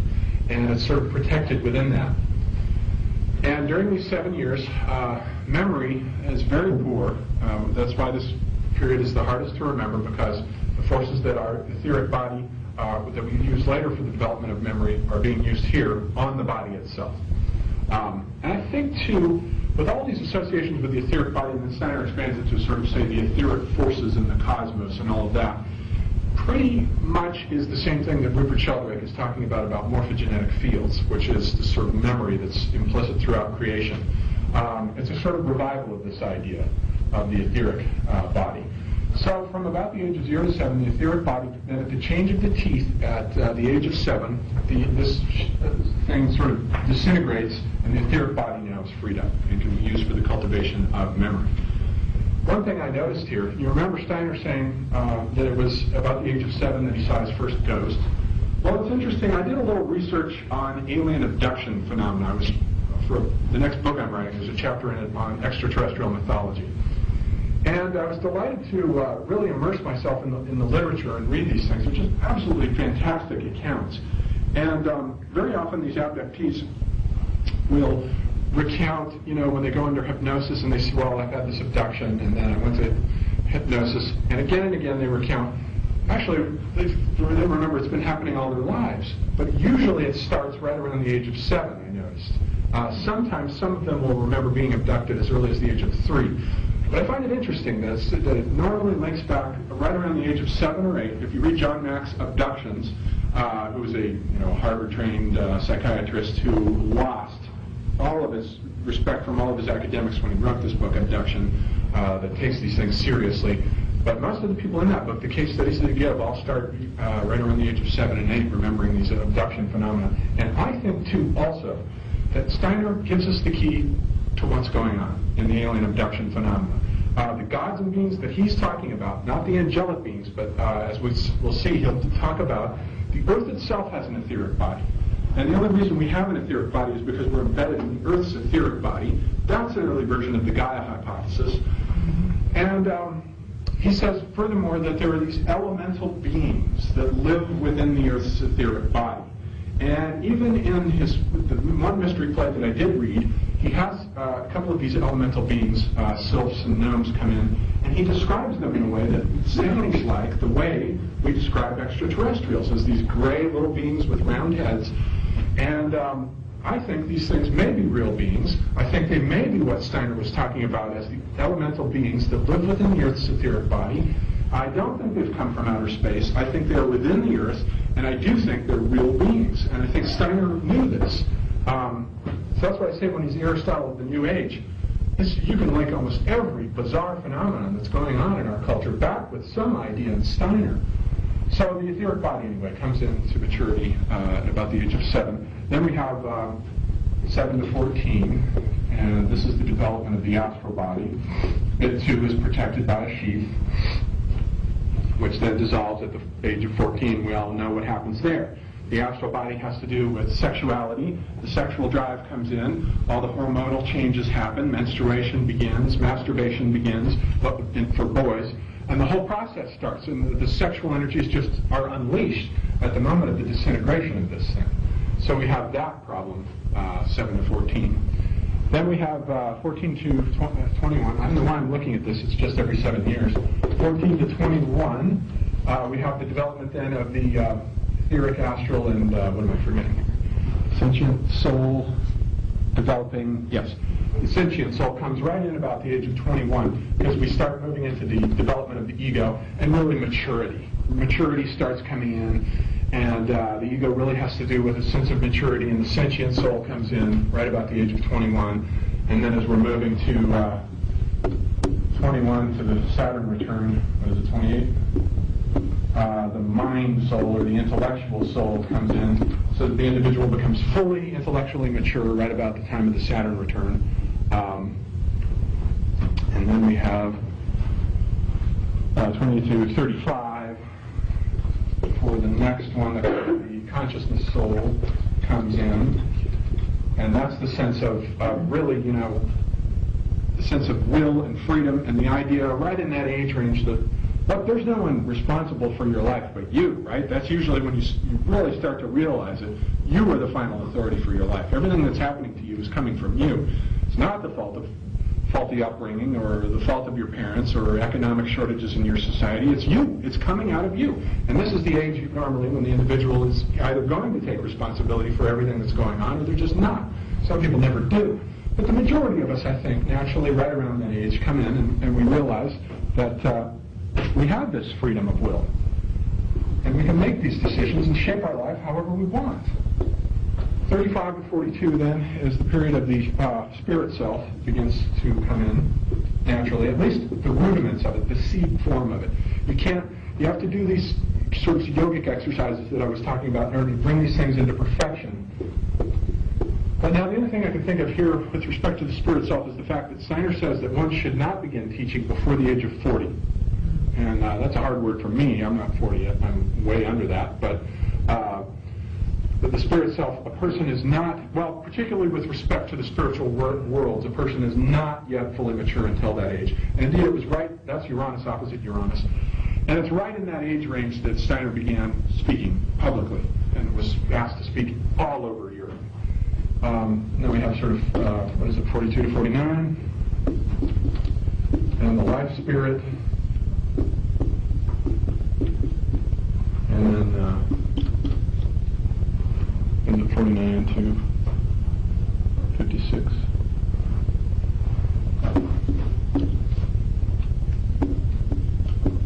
Spirit that's coming up on the second Saturn return now. And that's sort of the morphology of the life cycle. It's interesting that Steiner didn't live much past this life cycle that he sort of mapped out on 7-year cycles. He had just started a new 7-year life cycle. He was out of this and had just started a new one before he died. So that's how these things will just sort of naturally come into maturity through the course of the life cycle. I don't fully understand how these upper three work, where they come in, and how they operate. But now with respect to the planets, and here it gets interesting for astrologers because Steiner links the planets with these developments, and he says the way in which the planets are involved here is, he says, when we look out into space and we look at the planets, well, we're not seeing just planets. He says the planets are the outer physical embodiments of colonies of spiritual beings. And in Bardo, before you were born, as you went through these planets, exactly as in the Ptolemaic model, he's really trying to retrieve the Ptolemaic model. As the soul was in Bardo, it journeys through these planetary spheres, and the spiritual beings that are involved in each one of these planetary spheres is what helps the soul to work out its karma in each of these spheres. And each of these bodies relates to events that were developed in the respective planetary sphere before incarnation. So that if you attain to the state that he called inspiration, then you can begin to see into this process. So he says the first phase has to do with the moon, and then the second one has to do with Mercury, Venus, and then what he calls the great sun period. These middle three are all the sun.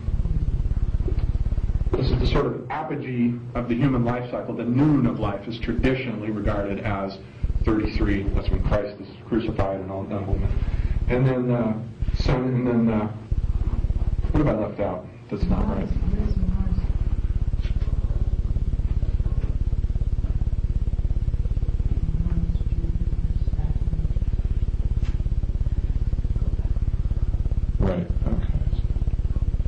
And Mars, Jupiter, Saturn for 56 to 73.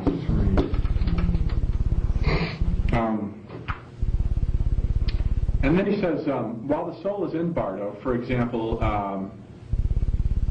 Mercury has to do with health and illness. And he says, while you're in that sphere, you're working out the health and illness of your next life. And he says, traditionally, actually, the individual tends to be healthier between 7 and 14 than between 0 and 7 or 14 and 21. So that the karma for health usually sort of manifests itself, the good aspect of it, between that period. And then, of course, Venus has to do with the sex drive and the coming into the sexual energies of 14 to 21. And then we have the great sun period of the intellectual faculties coming in with the sun. And then you have Saturn over here on the Saturn return.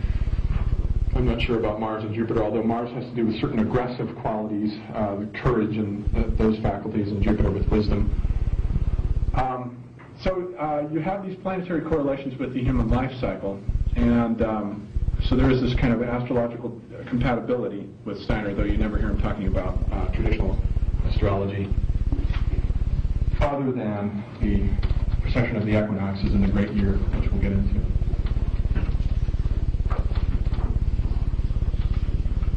So that's the human life cycle in accordance with the unfolding of these faculties and their relationship to the planets. So then what we want to do next is, I believe, look at Steiner's model. Now let's look at his angelic hierarchy. Let's look what now we begin to move up into the spiritual world, since we've already touched on this. And as we said, with the model of Dionysius the Areopagite, we have Seraphim, which Steiner renames spirits of love. Cherubim, he renames wisdom.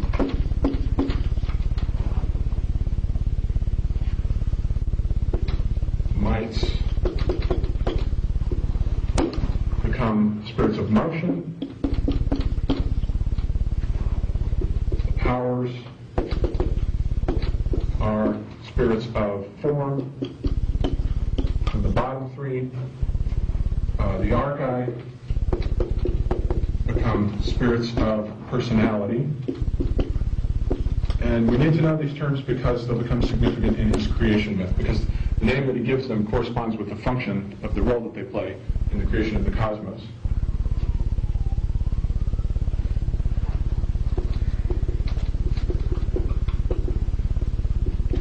And the archangels then become spirits of fire.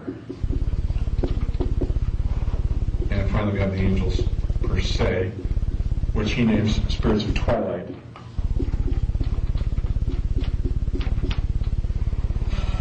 So that's his renaming of the hierarchies.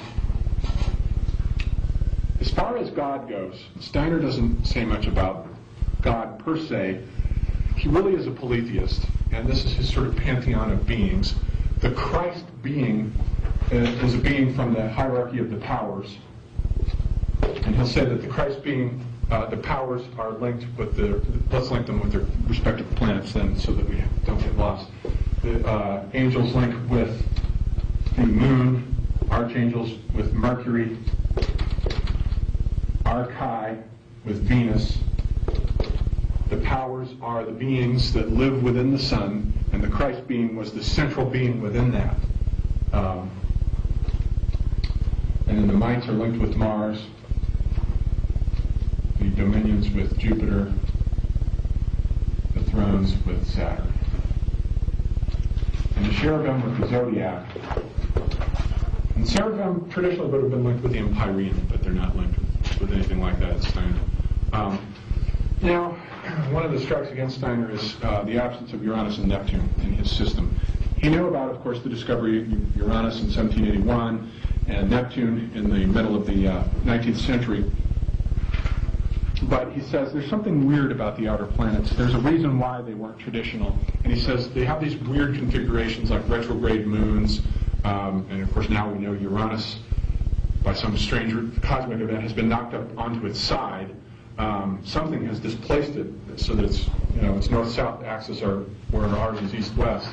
There are strange things about the outer planets, and Steiner doesn't really take them into account. He says there are, of course, spiritual beings involved in the outer planets, just as there are with these planets. He says they're not really involved in what's going on in the drama of our solar system. They're very remote. And of course, Pluto was discovered 5 years after his death in 1930, so that wouldn't have been taken into account at all.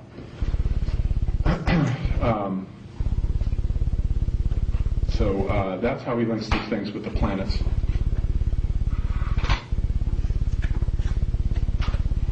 And so what he does is, with regard to the ascent of the soul after death, he sort of has the soul, just as in the Ptolemaic model, the soul journeys through these spheres at death.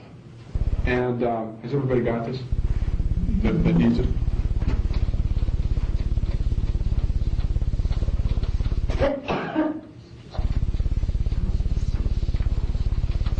So let's look at his model of death briefly.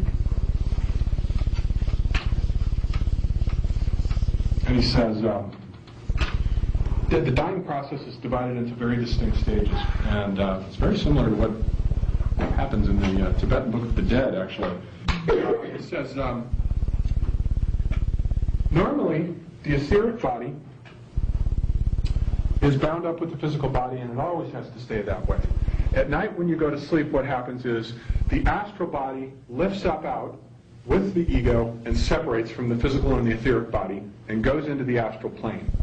And when it's still sort of linked with the etheric body, you're in the dreaming state, but when you're in deep dreamless sleep, the connection has been severed. And so he says, every night we journey out into this planetary cosmos, the astral plane of it, not the physical cosmos, but the astral version of it. Every night we journey into this cosmos. And every night we deal with our karma, and you'll notice that, by the way, the people that recur in our dreams, this is something that occurred to me lately, the people that we've known in our lives, the people that recur in our dreams are actually very few. There are very few of them compared to how many people we do meet and become acquainted with. There are only a handful of them that recur again and again and again in our dreams. And Steiner says, those are the people with whom you were involved in past lives. And the reason those people stay in your memories long after you've ceased to have known them, even from childhood, the reason that there's so few of them and the reason they stay in your memories and keep recurring in your dreams is because they were karmic partners in past lives. And those are the ones that stick. So he says what happens to the soul is, if the etheric body separates from the physical body, remember that the body dies, because the etheric forces stop organizing the body and it begins to return into the mineral world. So that's what happens. Now the first thing that happens at the moment of death is the etheric body with the astral body and the ego lift up out of the body, and the etheric body, this is a process that lasts for about 3 days. And the etheric body hovers near the physical body for about 3 days. And he says this cliche, the whole cliche about my life flashed in front of my eyes. Steiner says that's a real phenomenon that happens, and why it happens is because the etheric body has all the memory of your life up to that point stored within it. And at the moment that it's released, it spreads out in a sudden panorama of everything that's happened to you. And that just sort of flashes into being. And the process lasts for about 3 days. It varies from individual to individual. And this thing hovers near the physical body. And indeed, from what people recount, that seems to be pretty close with the accounts that we hear of people dying and hovering near their bodies and floating within the vicinity, and the sort of past life, everything that's happened to you, sort of flashing in front of your eyes. That seems to be pretty consistent with the accounts that we've heard. So that's the first 3 days. Then he says the soul begins then as the etheric body disintegrates and falls apart. Then the astral body carries the ego with it out into the cosmos, into the astral plane, and for a period that lasts a third the length of your life. If you live for 60 years, this period will last for about 20. What happens is, this corresponds to purgatory now. This is not only a past life review, but now what happens to the soul is, remember, you're still within the astral vehicle, so you still have a certain sensory aspect, is you relive your life backwards. Everything that is the most recent events that have taken place begin to unfold backwards for this whole period. And not only that, but every bit of harm that you have caused to everyone else, you now begin to experience within this period from the point of view of the person that you have done the damage to. So there's a purgatorial process that takes place in the afterlife. This corresponds very closely to the Tibetan Book of the Dead, when the soul is unleashed and these sort of demonic beings will come at you because they're reflections of your own limitations. And this is the same thing, Steiner says, is what is going on. You're going through this purgatorial process, and all the passions and desires that you have that have not fulfilled themselves are keenly felt at this moment. But now you no longer have the organs to fulfill them. So there can be a torment here, depending on how you've lived your life. And this all he sort of links with the moon sphere. And he says, before you can get up into any of those other sort of planetary spheres, everything here has to be left behind in the moon sphere. Everything that's linked with passion, desire, unfulfilled desires, everything, that all has to gradually burn away during that third of your life period. That has to be burned out. And when it is finally burned out and left behind, the astral body crumbles and disintegrates. Now you've got the ego left. And the ego begins to ascend now into what he calls Devashan, which is the spirit world. This lower world was the astral plane, also known as Kamaloka. Now we begin to ascend into Devashan, but Devashan is divided into an upper and a lower Devashan, and the lower Devashan corresponds to the rest of the planets. The ascent up through the planets, up to Saturn. And as you would go into each one of these planets, you participate with spiritual beings that work on the qualities that are associated with your soul in each of these. Like Mercury, you're dealing with health problems. And at the same time, they're helping you to construct the future vehicle of your next incarnation. Now this period goes on for centuries. Steiner says that ideally the normal period between lifetimes of incarnation is about 1,000 years. That'll vary from individual to individual. Sometimes it's 500, sometimes it's a little more than that. But usually between 500 and about 1,200 is the length of time between each incarnation. And he says not only that, but ideally previously your past incarnation will have been of the opposite sex. So we incarnate within every 2,000 years we go through the experience of male and female. And he says the reason that's so is because we're linked with the precession of the equinoxes. With each of the Platonic months, we reincarnate because the culture on the world has changed so much. It takes that long for it to completely change, that the circumstances change during that period such that we're ready to re-enter the historical process now with a new body and new karma, and the whole process begins over. So that's about how long the period that is spent in these upper worlds, these planetary worlds, takes. Very long time, centuries. And as you're going through this sort of sun sphere, you're working on abilities that are associated with the intellect. And he says the further along you were in this process we discussed, the spiritual process of constructing the spirit self and the spirit body, the more you will be able to consciously participate with these angelic beings in the construction of your next life. The more conscious you will be in the afterlife, in the construction of what's going to take place. Then you sort of come up to higher Devashan, the sort of what he calls midnight of the soul's ascent, and then it begins the descent process. It goes back through these planetary spheres and begins to reconstruct now the architecture of the soul body. It builds for itself the ego as the monad that's reincarnating, then it builds for itself a new astral body as it descends through these spheres, and then a new etheric body as it descends down to the moon, and then as it builds this, the karma is being stored in and being worked in. And he says, just as at the moment of death, you had a past life review, so just before you're reincarnated, you have a future life preview. You see everything that's going to happen in terms of the larger karmic events. Your will is free here, so things can be changed. But what you see is the karmic hindrances now that will need to be removed in the process of this next life that's coming in. There will certain karmic problems need to be resolved, and you'll have a clear preview of that at the moment of incarnation. And he says what attracts two people sexually to each other, and I think he's picked up this idea from Schopenhauer on Schopenhauer's chapter on the metaphysics of sexual love. What attracts a couple sexually to each other are unborn souls willing themselves into being. And he says you sort of select your parents, the parents that you know, will provide you with the physical body, with the genetic inheritance, the hereditary characteristics that you will need that will suit the karma that's necessary for your life.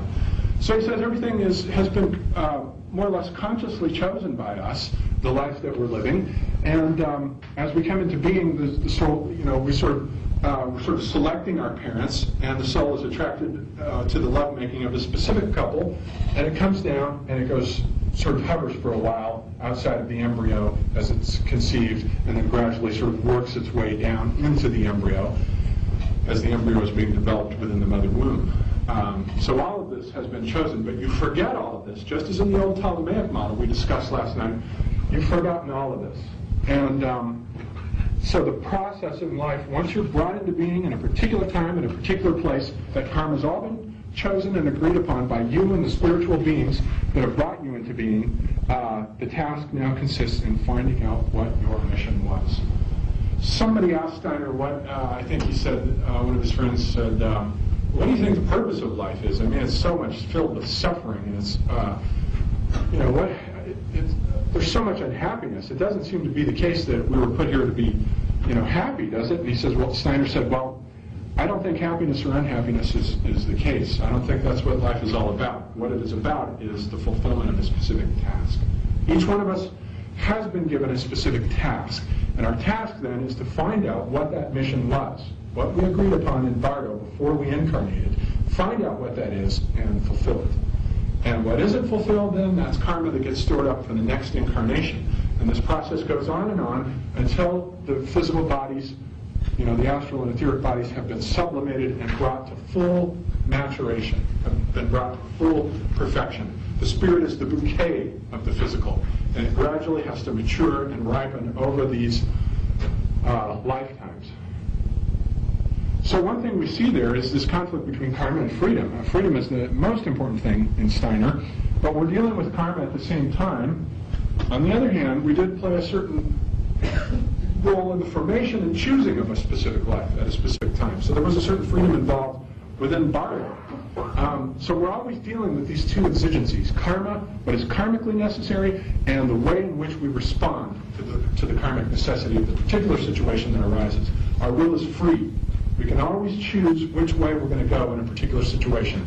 And if a relationship, doesn't get karmically resolved the way it's supposed to, it gets stored up for the next time around. And that person will reincarnate with you. Another thing he says is that people tend to reincarnate in groups. They all tend to reincarnate in groups. That's a strange thing. I'm not sure how that works out. But he says, everybody who's living now more or less was living 1,000 years ago. And they tend to be karmically involved with each other within these groups. And it's just sort of an interesting side note. And in karmic relationships, when he's looking at the past lives of all these individuals that he was talking about in the 19th century, he looks into the past life of Darwin and Nietzsche. Most of these individuals, particularly the Darwin, Nietzsche, Francis Bacon, particularly materialists, he says, are normally these reincarnated Arab philosophers.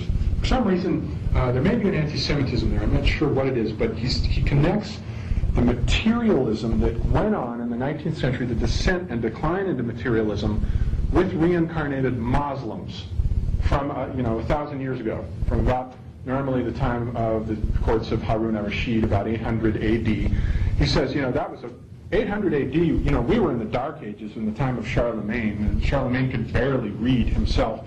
But in Baghdad, meanwhile, at the courts of Harun al-Rashid, who reincarnates later as Francis Bacon, at the courts of Harun al-Rashid, there was this wonderful renaissance, this culture, these arts and sciences, and these Muslims were just absolutely brilliant.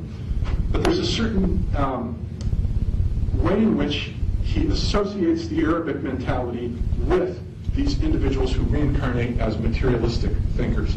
And he says Arabism sort of worked its way over across North Africa and came up into Spain and was stopped and then pushed out before the Crusades had even gotten off the ground. The Arabs are basically pushed out of Spain. But then he said there was a wheel there working its way up into Europe that was checked and then resumed through these reincarnations that began then to take place 1,000 years later, when these individuals begin to work their way into the culture karmically, bringing the Arabic scientific mentality into our culture. very strange ideas this man has. But there's a certain incredible brilliance about them. It's like, where's he coming up with these things?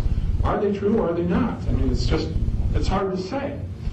But in any event, that's his sort of model of the death process. And anybody have anything they want to discuss with relation to that? Any reflections? Or if not, we can move on to the next.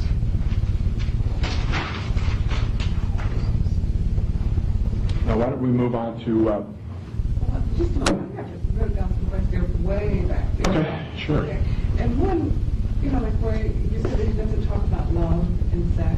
Right. Very much so. Well, he talks about compassion, love in that sense, but not sexual love, not romantic love. Okay, because it seems like it's such an important part of the spirit. Yeah. Yeah, and that's in the compassionate sense. The whole, in fact, he says the purpose of cosmic evolution at this point right now is to create love, saturated within the entire... When the Earth has gone through the cycle, the incarnation cycle that it's in now, it will have perfused love throughout everything. And that is the ultimate goal of this phase of our evolution. The past epoch, as we'll see, was the creation of wisdom within the etheric body, the Jnanamaya Kosha, the etheric sheath. But now it's the creation of love. And the Christ being has a lot to do with bringing this down. And the Buddha also, as he says. But we'll look at that probably after lunch. Okay, so now it's to saturate everything with love. Yes, love and compassion are absolutely the most essential thing, I think, in his system, along with this idea of freedom and karma. Did he ever see love and sex as being connected? He almost never mentions sex. That's the thing that's missing from And that Steiner. seems so bizarre, because it's so much a part of everything. Yeah, that's why I think there may be something to this theory about a certain repressed sexuality in him. Okay, another thing, I have something about the angelic hierarchy, which you might be getting to, but now, is this possibly what we think of as the star ancestors? As the star ancestors? I guess I'm thinking of the Native American terminology. Yeah. Steiner will say, all the world's traditions who have recognized gods of any sort are always these same gods. He's just picked up the Christian terminology, but he would be willing to say these are the same beings that you find recognized in all these other religions. Basically the same, they're just given different names as evolution proceeds. Because so many other cultures, they have had experiences, and written about them, it's been passed down through their Yes, culture. and I think he'll say something like, with respect to the Aboriginal cultures, like the Australian Aborigines and their ancestor beings, I think he'll say these are the Earth's elemental beings that he was talking about that I think are linked with the extraterrestrials that are abducting people. I think these are probably these neglected beings who, I'm not sure what's going on, but there's something to do with the fact that they've been neglected. And, it occurred to me, the similarities, if you read a couple of these abduction accounts, enough of them to just get a familiarity. I guess you can just watch a couple of the movies like Communion, that Whitley Strieber thing, or the Fire in the Sky. Those give you the basic images of being abducted, taken up into these spacecraft, and these experiments that are performed on them.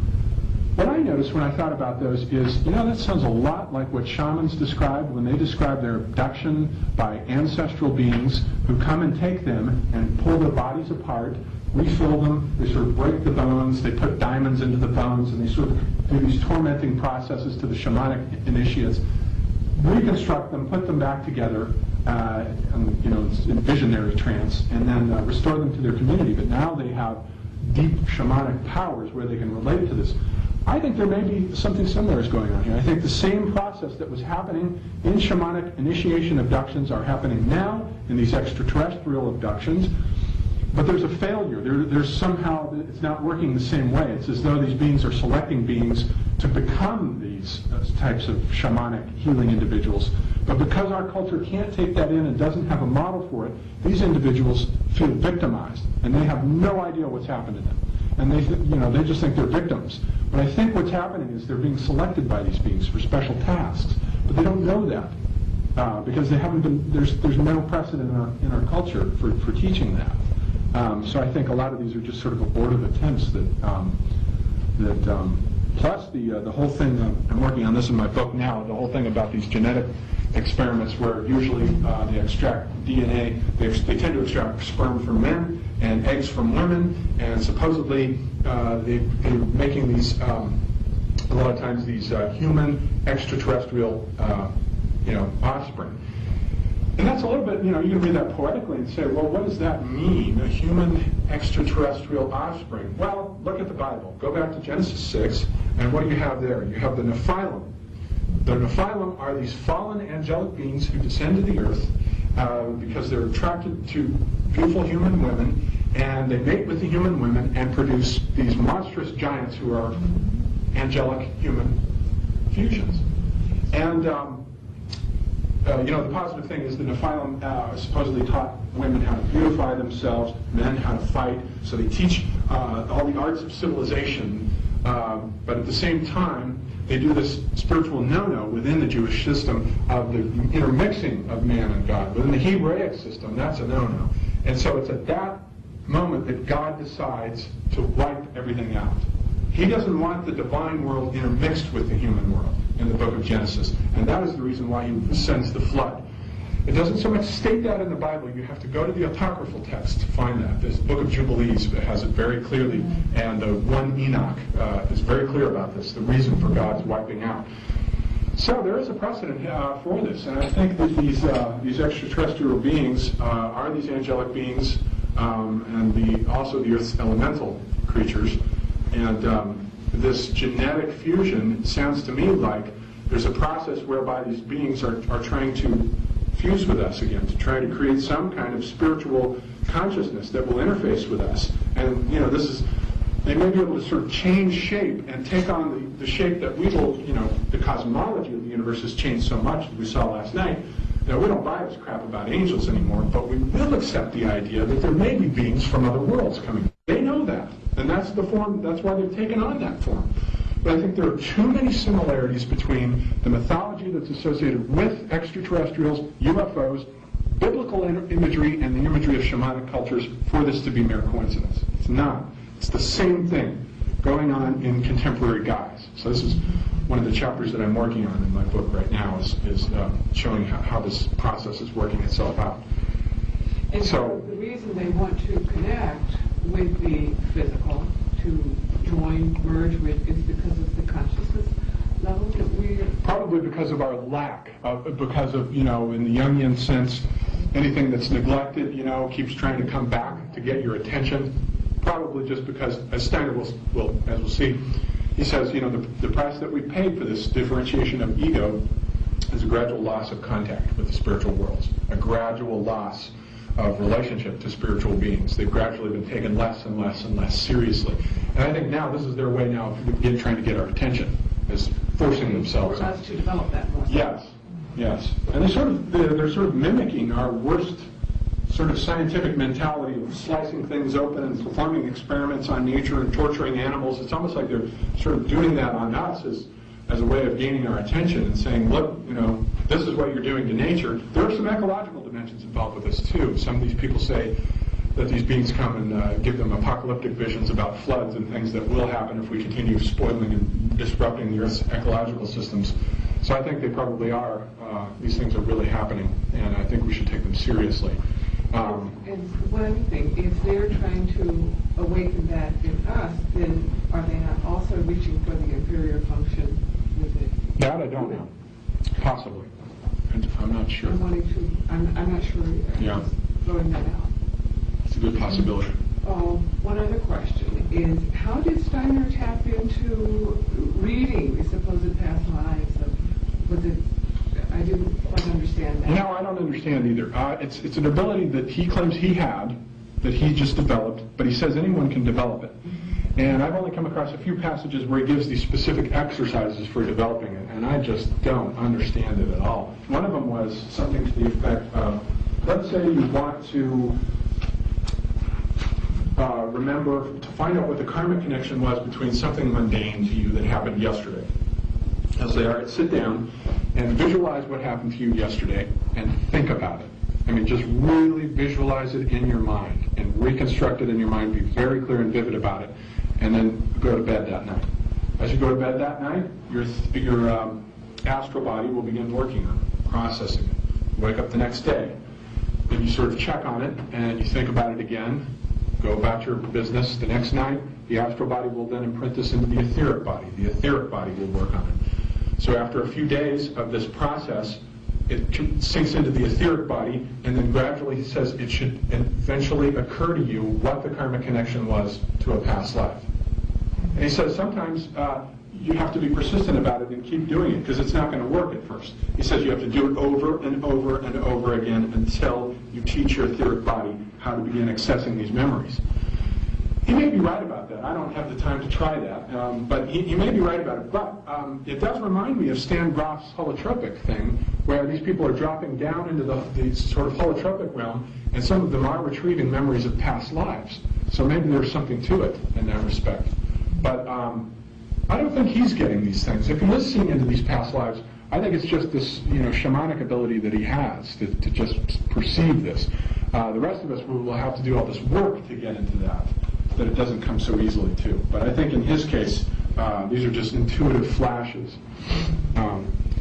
He's remarkably consistent about these things. The 8 volumes of Karmic Relationships were given all over Europe within 1924 in different locations, different times. But he tells the same story every time he's talking about the reincarnation of a specific person. He never makes a mistake, never contradicts himself, always gives the same details.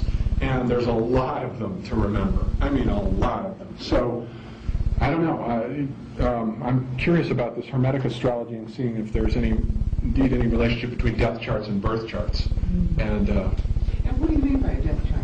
Well, the transits that are being made at the moment that the person dies. You look at those, and then the hard thing is there's this 1,000-year gap. But this guy, Robert Powell, if you use the sidereal zodiac, then you've got the background of the fixed stars. So it's a little easier to do. And then he says, you also have to draw from a heliocentric ephemeris, because there's a heliocentric aspect to transits, and then there's these just the general sidereal ephemeris. Both have to be used. So you have to have 2 charts, a heliocentric and a sidereal. I think you also have to use a geocentric sidereal and a heliocentric, and then use both of those. And then, so he actually looks at, I can show the book to anybody who wants to look at it. There's the little charts are in there of Harun of Rashid's past life, 800 A.D., and then the birth chart of Francis Bacon. And I'm not entirely convinced, because there's a lot of twisting and turning that he has to do to get these transits to map on. There's a few, but one of the things that he does say is that the angular, he says, this is Robert Powell, the Steinerian, the first law of reincarnation with respect to these birth charts is that, if you study one of these individualities that Steiner's talking about, if you can obtain these birth data information, the first law is that the angular relationship between Saturn and Mars is always the same. The death chart maps on the angular relationship between Saturn and Mars, always turns up in the birth chart as the same. And a lot of times, too, it isn't the same planets, it's the same slots, 19 Capricorn. There might be a different planet in there, but it's this, the same slot, the same degree, 19 Capricorn, the sun's there. At the birth chart, Saturn might be 19 Capricorn. But the thing is, it's the same slots with respect to the background of the fixed stars. That's why you can't do it with the tropical chart. You have to use the sidereal.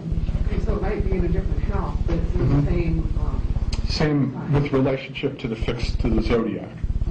Okay. I just wanted to know about, you said that he doesn't refer to God very often, but what does he say about Christ? And what is the We're going to get into that this afternoon. His whole mythology about it. Because this Krishnamurti thing you mentioned is very interesting. Yes, that's my favorite part. His incredible version of the Christ myth is my favorite part of his whole thing, because it's just incredibly brilliant, and I don't necessarily believe it the way he puts it, but he's pretty amazing. So why don't we just, before moving into lunch, why don't we just, so we can be poised right after lunch for the whole creation myth thing, just look at how, what he does to sort of retrieve the Ptolemaic system in a certain sense. Actually, I guess it's not that big a deal here. There's where they keep vanishing. The associations with the angels and the planetary spheres, he sort of saves the Ptolemaic cosmos by drawing it, in a sense, horizontally. If you draw the Earth here, and you draw the sphere of the moon going around the Earth, and this sphere is associated with angels. And he says each one of us does indeed have a guardian angel. The hierarchy of the angels is linked with our karma. And we each have an angelic being that is linked with, as it were, sort of supervising over our karma. So the angels are involved with individual beings. And then, so then if you go to the next sphere out, if you put Mercury here, Venus here, and the Sun here, the only thing we have to do here to get the exact order of the planets as they are in the Ptolemaic system is you have to transpose Mercury and Venus. And he says there was a mix-up that took place. When the Ptolemaic system shifted over to the Copernican, the names of Mercury and Venus got confused. So that he says, actually, the planet that's closest to the Sun isn't Mercury, it's Venus. The planet that is in between, the Earth and Venus is actually Mercury. So it's a strange little esoteric thing that he throws in there. So if you transpose those two, then you begin to get the order as the soul moves out toward the first toward the Sun, going in, catching it from this moment here. You have the archangels linked with the sphere of Mercury. Archangels, by the way, are the folk spirits. Just as each angel is assigned to each individual, you have specific archangels assigned to specific nations and cultures. So each culture has a sort of indwelling totem archangel who personifies the folk spirit of that culture. And with respect to Venus, you have the Archai. And the Archai, on the other hand, he calls time spirits, zeitgeist beings, are linked with the entire planetary spirit of the times. They are in charge of these sort of planetary shifts that are going on all over the planet. So they have to do with the spirit of the times. Then we have the powers, like with the Sun. And then you just go out, and there's Venus, there's Mercury, and then, Mars? Mars. And then Mars is linked with the next hierarchy after the powers, the might. And then Jupiter, that's linked with the next hierarchy after the mights, which are what? The dominions, okay. And then Saturn right up there. Linked with the throne. Then he assigns the zodiac to the cherubim. And the seraphim he doesn't give a designation for. And so we have the sun-centered system there, but he's drawing it out this way, but that's the exact sequence of planets ascending this way, vertically, in the Ptolemaic system. And that's sort of how he reconstructs this sort of horizontally, consistent with this new sort of horizontal reconstruction of the great chain of being. He throws that in there. And I think he says this configuration was linked to the precession in the month of Gemini.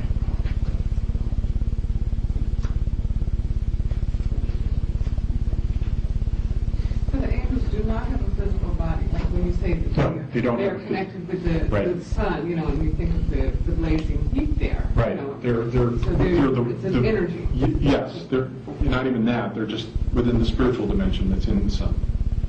And yet They don't have physical bodies, he says. The lowest body that an angel has is an etheric body. But they have all the other bodies going up from that, etheric, astral, the soul, and the spirit. They have all the others, but they don't have the physical.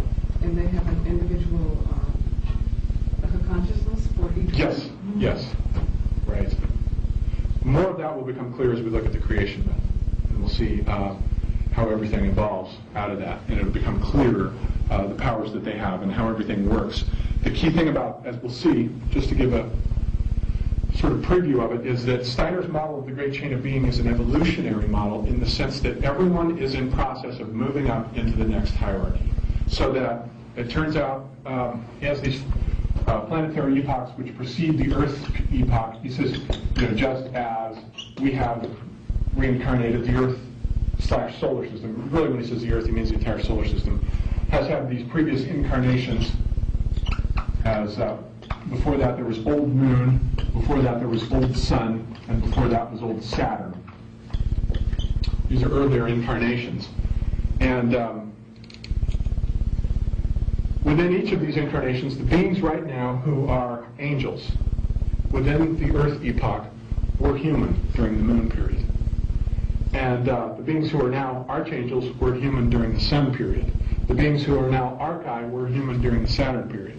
So he's going to end up saying at the beginning, the human was there first, along with the spiritual beings were there first, and they bring the human in. And all the other animal kingdoms, the animal and plant kingdoms, came second. They branched off from the human, in total contradistinction to the Darwinian model. But this is all going on within the spiritual world, not the physical world. The Kant-Laplace model doesn't come into effect until at the beginning of the Earth epoch, with the actual cloud of dust and gas swirling into being. All this is going on within the astral plane. And we'll see how these angels begin spinning this out. So he says the beings who are now human within the Earth phase, in the next planetary epoch, which he calls Jupiter, will become the angelic beings. All of us who are evolving in the reincarnation process and perfecting these upper sheaths will perfect them to such a point that we won't need to incarnate physically. We'll be out of that process and we'll be moving to the Jupiter phase. And then so on. So the whole model is evolving. And the solar system, as it moves, is actually this gigantic sort of vehicle for, let's see, Jupiter is followed by Venus, and the final phase is Vulcan. So we have 7 planetary epochs. And at the end of this, in the Vulcan phase, the solar system will be engulfed by the sun, and the whole thing will be finished. But the whole process will have been this process of transforming spiritual beings into human beings, and human beings back into spiritual beings with new faculties of consciousness that were not present in the beginning. And the goal of the moon epoch was the creation of wisdom. The goal of the Earth epoch is the creation of love. And then he assigned certain goals for each of the future epochs. So that's the structural skeleton for the creation myth that we'll be looking at.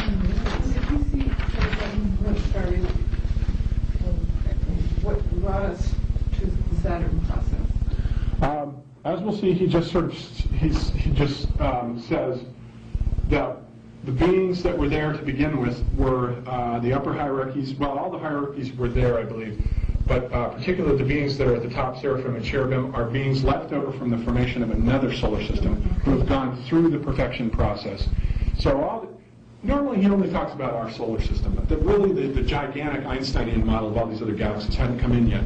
But I think that he would say that this is a process that's going on all through the cosmos, and each one of these solar systems spins itself into beings, spins out these planets for the purpose of this spiritual process that's going on. And these beings are made, created, perfected, then they go, they move to another system. And it's going on all through the entire cosmos. And just to sort of show you notice that these correspond almost with the days of the week. That's intentional on his part. Saturday, Sunday, Monday. Earth links, he says, with Mars, which is Tuesday, and Mercury, which is Wednesday. Wednesday in French is Mercredi. And then Jupiter is, of course, associated with Thursday, and Venus is Freya, the goddess Freya, for Friday. Vulcan's the other one that doesn't map on because you've got 2 for Earth, but he retains the 7 symmetry. He has this penchant for 7. Everything's got to come out as 3 or 7. He's very, classicistic in that sense. I'm going back to the ancients and sticking with 7. So the entire cosmos has this sort of 7 epochs that are miniaturized within the 7 days of the week. And then he'll say that, I'm just giving the structural outline, and we'll do after lunch, we'll do the myth itself. But the structural aspect is, during Saturn, the physical body was created. Although it was a spiritual physical body, and it was physical only to the extent that it conformed to laws, but it wasn't something that you could have seen with your eyes. But the physical body is constructed by these angelic beings. Then during the sun phase, the etheric body is constructed. During the moon phase, they bring in the astral body, so that we've received these bodies from these angelic beings. That they've actually sacrificed substance from themselves to create these bodies within us. And I said it would get weirder as it went along. And then we have the Earth phase, and we have the construction, the sort of differentiation and development of the ego during the Earth phase. During Jupiter, we're going to have the spirit self developing. During Venus, the life spirit. And during Vulcan, the spirit body will develop. So he assigns each of these. And then he assigns the physical number to the mineral, and the etheric to the plant, and the astral to the animal, and all that. You go up to the human. So that the first plant-like beings will come into being during the sun epoch. The first animal-like beings will come in during the moon epoch. Then he assigns the elements to these. Saturn is associated with fire and warmth, and that gradually will densify in the next epoch into air, gas, which is heavier than fire. Then in the moon epoch, it will densify into liquids, water, which is heavier than air. And then during the earth epoch, solids appear. So that as you move from the Saturn epoch to the earth epoch, everything gets denser and denser and denser. So that the whole solar system has sort of spun itself into being out of pure spirit that has gradually densified and gotten thicker and heavier. And so that's where we're at now. And then we'll go into the specific mythology in each one of those. But that gives you a sort of preview of what we're looking at.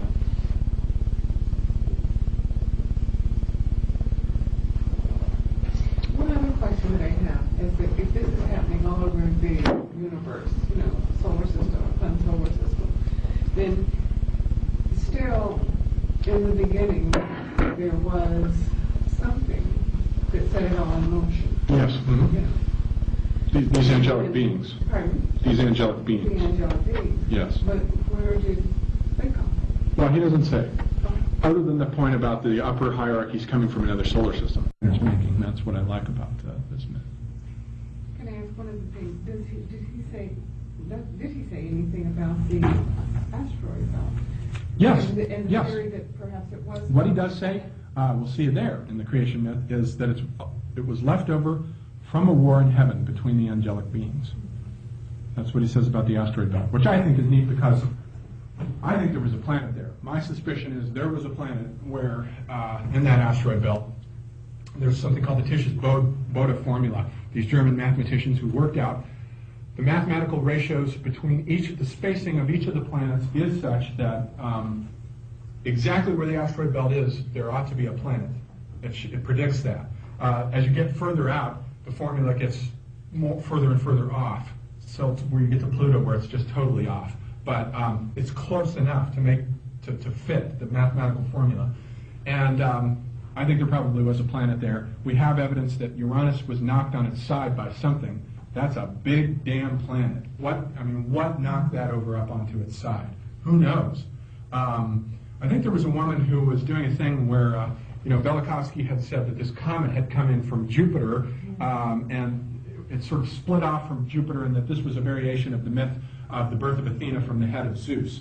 And this comet came crashing near the Earth, and eventually it stabilized to become the planet Venus, and that this was why Venus is so hot, and why it spins slowly backwards. It's spinning backwards, very retrograde, still hot. And Velikovsky had suggested that it came from Jupiter, whereas some woman whose name I've forgotten had mentioned that she thought it fit more the myth of the separation of the genitals of Uranus, and that it may have been one of the moons of Uranus. Venus may have been split off from one of the moons of Uranus, because you remember that Saturn castrates Uranus and throws the genitals out into the ocean, and they produce Venus, Aphrodite. So she had this idea that Venus may have been one of the moons of Uranus that got displaced all the way out here. There's some strange things about Venus. It's an anomaly in more than one respect. And that's his thing about the asteroid belt there. It's this sort of war in heaven. And I think I'm particularly fond of Velikovsky because I think that we really don't know much about the solar system at all, particularly with respect to its history. We really don't. And I think the thing is a lot more chaotic than we tend to think that it is. And I think more evidence will turn up for that. We've seen comets crashing into Jupiter, and scientists are beginning to accept this sort of, we're not in this stable, harmonious solar system. It is stable and harmonious, but it's also chaotic. And there's that. So should we break for lunch then and take an hour? In the center of the Earth, which is the planet Ego, is in the center of the Earth, it says. so that the planet is actually focusing spiritual energy from the sun into the Earth's very core. And he says all plants share a single plant ego. Whereas he says, with respect to animals, the animal ego exists within the astral world, and they share group egos. Each species has its own ego that exists within the spiritual world, the astral plane. Whereas the plant ego exists within the higher world of lower Devachan, the lower Devachan, rather than the higher one. How he reconciles that with its being in the center of the Earth, I'm not sure. But anyway, it's very interesting. I just want to draw your attention to the way in which he tries to weave the cosmos together. And what's going on the Earth is something that is constantly involved with the planets. And I've got a transparency with me here.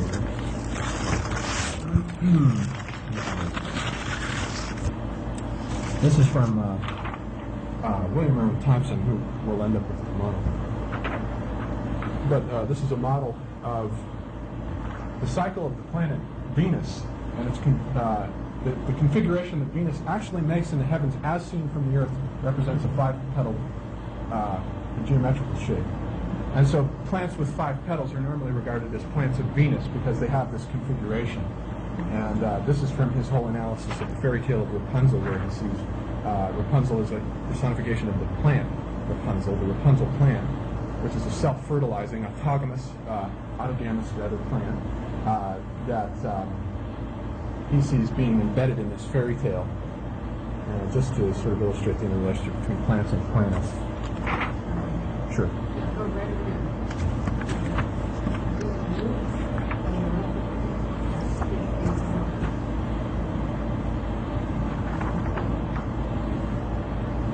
I see.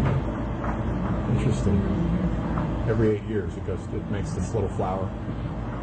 It's neat. I really like it.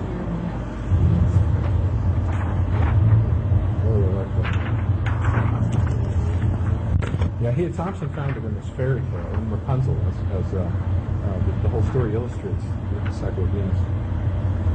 This is just a blackboard drawing of Steiner's version of the Christ myth, which we'll get to in a moment, as the sort of Christ being descending down into the earth and incarnating this golden dot, and Christ being sort of incarnating in the earth. And I'm just throwing these in here for fun right at the moment.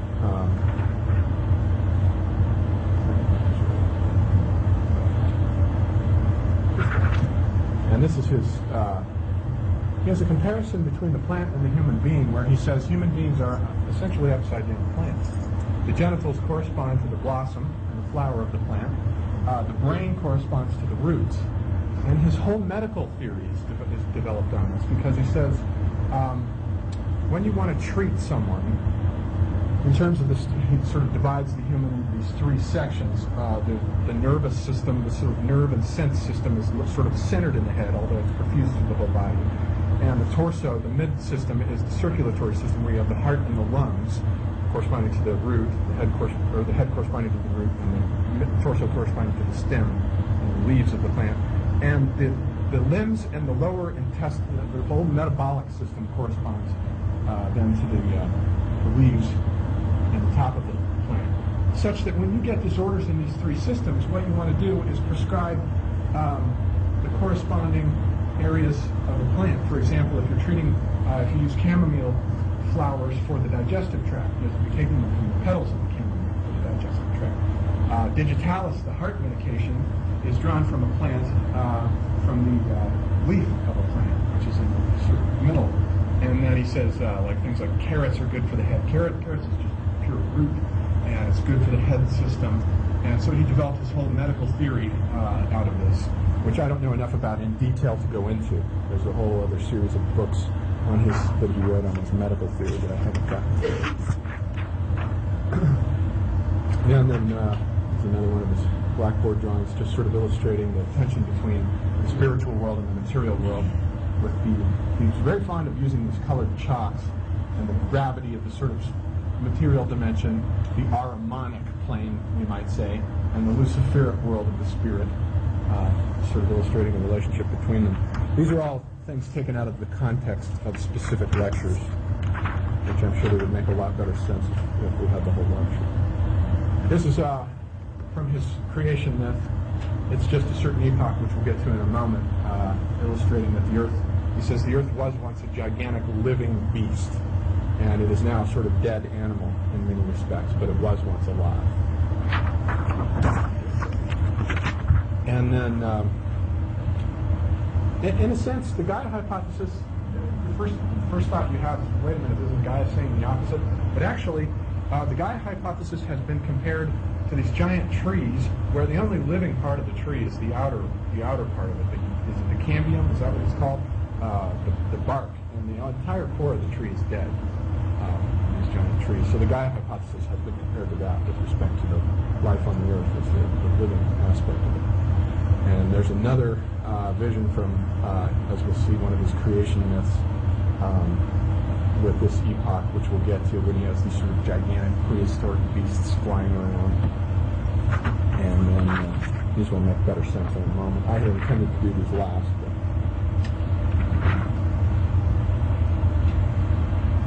and this is his illustration of the withdrawal of the moon from the Earth, and we'll see why that had to happen. There are actually theories that the moon may have been pulled out of the Earth, and in his mythology, it's one of the central events, other than the incarnation of Christ. If the moon had not pulled out of the Earth, we would not have been able to begin the reincarnation process. The physical body was hardening and tending toward minerality and calcification, and the moon had to withdraw, and the spiritual beings had to pull out of the Earth along with it in order to allow us to take over the body and render it pliable. And then here's a picture of the Gertanum, the original building that burned down. It's a beautiful little building, and we just sort of designed it as this double dome shape, and every single detail in the building has a spiritual reference, as you would imagine. And the double dome represents his sort of idea of the ego. As I said before, when Steiner says ego, if you think of Jung's ego and Jung's self and put them together, you get the idea, and that's exactly what you've got here. The lower ego is involved with the body, it's this larger aspect, and the higher ego is the smaller one that inclines more toward the spiritual aspect. And then this is an interior diagram of that building, looked at from up above. And as you can see, it almost represents a human head. And that threefold theory that I just told you about is also recapitulated in each of those areas. The head recapitulates all three of those systems, insofar as the brain is the center of the nerves and the senses. The breathing system, the circulatory system, comes through the nostrils, and the digestive system is linked with the mouth. So that you have head as part for the whole here as an illustration of the entire body. Then you have the two domes as illustration of the lower spirit body and the higher spirit with the inclination toward the spiritual dimension. Notice that the spiritual aspect is right where the Agya chakra would be, and between the two eyes. That's the vision of the divine being, which is where the pineal gland is. And Steiner has some ideas about the pineal gland being this ancient faculty which enabled people to perceive into the spiritual realm, and as the body hardened over time, the pineal gland withdrew and we lost that ability to see into the spiritual dimension. And he has this is the central amphitheater, and the plays were performed here in the middle, right over the foundation stone where it was laid. And we have 7 rows of 2 columns each. Here are the columns. And these columns differ from the columns in the past insofar as that if you look at the columns of the past, there are 3 orders of Greek columns, the Doric column, the Ionic, and the Corinthian. Here, each column has a unique capital, consistent with the age of the consciousness soul in which we are developing the idea of true individuality. Each individual is a species unto himself in this age. And consonant with that, at the top of each capital, there's a different motif that I don't have images of. I wish I did, but that links to one of these planetary epochs that we were talking about here a moment ago. And there's all kinds of other things going on. But, and that's the building that burned to the ground. In 1921, as he was having Saturn transiting right over his moon, that burned down. There's the new Gertanum. As you can see, it's a very stern, forbidding, cyclopean building made out of concrete. Yes. And it's almost an aggressive response on his part, isn't it? After the first one burns down, the character of this is quite militaristic. It's lost its organic, lyrical It's like try to burn me down. You know, it's very aggressive response to it. And it's built out of concrete, and there's the profile of that. And it's just not quite as beautiful as it was. But it was finished by, as he died as it was being built, and it was finished by the anthropologists. So that's just a little visual to break up the monotony here. So now, with respect to the creation mythology of Steiner, we begin with the Saturn epoch. And he doesn't give any dates for this. He doesn't say when this took place or anything. He just sort of says, if we were to go back in time and we were to transport ourselves to the Saturn age, what we would see are these angelic beings using the middle eye, not the eye of the flesh, but the eye of the spirit. It's the only way in which these things are visible until we get to the actual Earth phase, is you have these beings, and the most important being in this epoch are the thrones, or the spirits of will, and they sort of preside over this epoch. Spirits of will.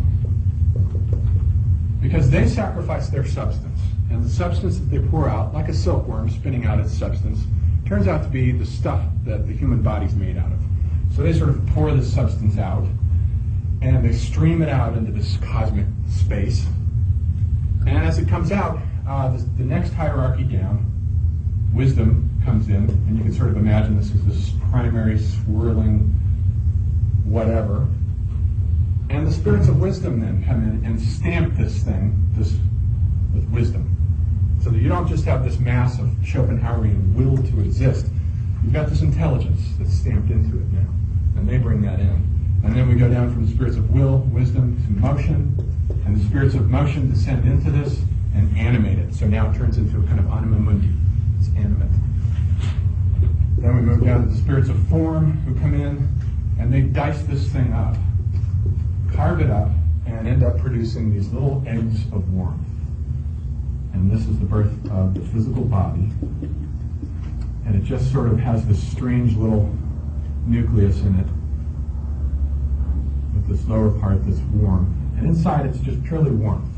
So these are just bodies made up out of warmth. This epoch corresponds to fire. And the only thing he says you would notice if you were transported back into this epoch is this sense of warmth that these little eggs are radiating. So he's sort of retrieving the ancient myth of the birth of the cosmos from the cosmic egg, only notice that he's individualizing it. We don't have a cosmic egg, we have all these little individual eggs. And then, so the spirits of will, wisdom, motion, form, and then personality, the spirits of personality then come in. And they are the archai, and they are the human beings in this epoch. Which is to say that the spirits of personality then descend into this thing and inhabit it. They incarnate into these little eggs, light them up, so that they are human within this, insofar as they are incarnating and just sort of dwelling within these eggs of warmth. And then the archangels, who are the spirits of fire, sort of come in and light it up with the rudiments of the sense organs, and it starts to glow, so that you have this sort of retrieval of the myth of in the beginning was the light, and the light shineth in the darkness. And it starts to light up. And then the angels at the bottom hierarchy come in, and they work in tandem with the cherubim to create a sense of basic metabolism within this entity. And that's really it for the Saturn epoch. What happens after that's done is that everything disintegrates and goes back into this swirling cosmic abyss for a pralada. This is a Hindu term for the epoch of chaos in between world ages. The world ages are called manvantaras, and the dark epochs in between are the praladas. So it all goes back in again.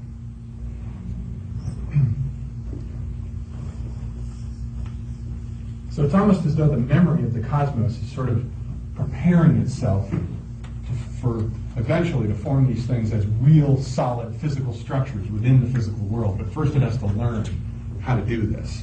So it's teaching itself how to bring forth these forms. Then we move into the moon. Sun epoch. one other note about Saturn before we leave it is that there's a very tenuous relationship between the name of each epoch and the actual planets. They don't refer to those actual planets, which actually don't come into being until the Earth phase. But what they do refer to is the fact that the size of old Saturn was as wide around as now the orbit of Saturn is. So that's what it refers to. And what happens after the pralaya, and everything comes back again, the whole Saturn phase is recapitulated. They run through it again. And then the next thing they do are these cosmic beings come in and apply pressure to this. And the pressure that they apply densifies it and shrinks it to about the orbit of where Jupiter would be. And we'll see why this is called Sun. You can't confuse this with the Jupiter that's to come, so you don't want to call it Jupiter. But it's about the size of the orbit of Jupiter. Now, they compress it. And in compressing it, the warmth densifies into gas. So now you get air. So we go one element heavier than we had before with fire. So it's beginning to densify. And during the Sun, a very interesting phenomenon happens. The human beings in this epoch now, the beings that were human in Saturn, have now moved up to the slot where now they would be angels. And the beings who are now archangels during our phase today, who are the human beings here, the archangels, spirits of fire. And they then incarnate. Well, before that happens, the one other detail you need is the creation of the etheric body, where we descend down from the spirits of will to the spirits of wisdom. They have, in the meanwhile, they're next down in the hierarchy from will, they have evolved a notch that's enabled them now to sacrifice their substance. So they pour their substance out as wisdom. And that's the etheric body. So then the etheric body interlaces these cosmic eggs of warmth and begins to perfuse it. And then you go down the hierarchy again, and everyone comes in and contributes what they have to contribute. The spirits of form step in and they stabilize this thing, and so on. You go down the hierarchies till you get to the archangels, the spirits of fire, who then inhabit this thing. And so they're human in that sense, in that they're sort of inside these cosmic warmth eggs. But then an interesting thing happens. These warmth eggs hatch. And when they hatch, an etheric sun is born. Lights up. These are the spirits of fire. And the whole thing is made up out of the hatching of these warmth eggs. Rapidly hatching. And these archangels, they're called the spirits of fire because they're associated with luminosity. Again, we have the light shineth in the darkness. But now it's lighting up cosmic space within the spiritual plane, not the physical. And the whole thing is illuminated. And this strange process goes on where this thing is undergoing a kind of breathing process. And he says, when these archangels inhale, the sun goes dark. And they exhale, and it lights up again. They inhale, and it goes dark. While this is going on, I told you this got weirder and weirder. While this is going on, the cherubim come in with the zodiacal signs. They sort of surround this with the ecliptic. And they receive the light rays. And they kind of, when the sun goes dark, they emanate these light essences back in accordance with the animal archetypes. They go down into the core of the sun, and the birth of the animal forms takes place, the group egos of the animals. They imprint this into this invisible sun. So now we have this thing getting the Platonic ideas, what in Plotinus would be the nous, the cosmic mind, for all the forms that will come. So we're working, this whole thing would correspond to that phase, the nous, the development of the divine mind. And that's the central event in this old sun epoch. And then the whole thing finishes up with the creation at the end with at the end of Saturn we had the creation. Not only do we have the physical body, remember, but at the end of it you had the creation of the seed for the spirit body. And then this finishes up, you have the creation of the etheric body, and the etheric body finishes up with the seed for the spirit, the life spirit, rather. So the seed is planted for that. And that's really the work that's done in those two epochs.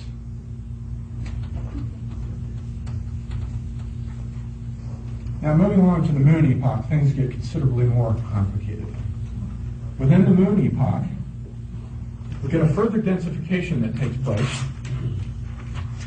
And this densification is, again, cosmic beings acting on this and shrinking this down to about the level of where the orbit of Mars would be.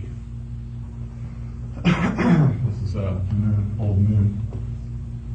So we shrink this down to about where Mars would be. And sort of pressures.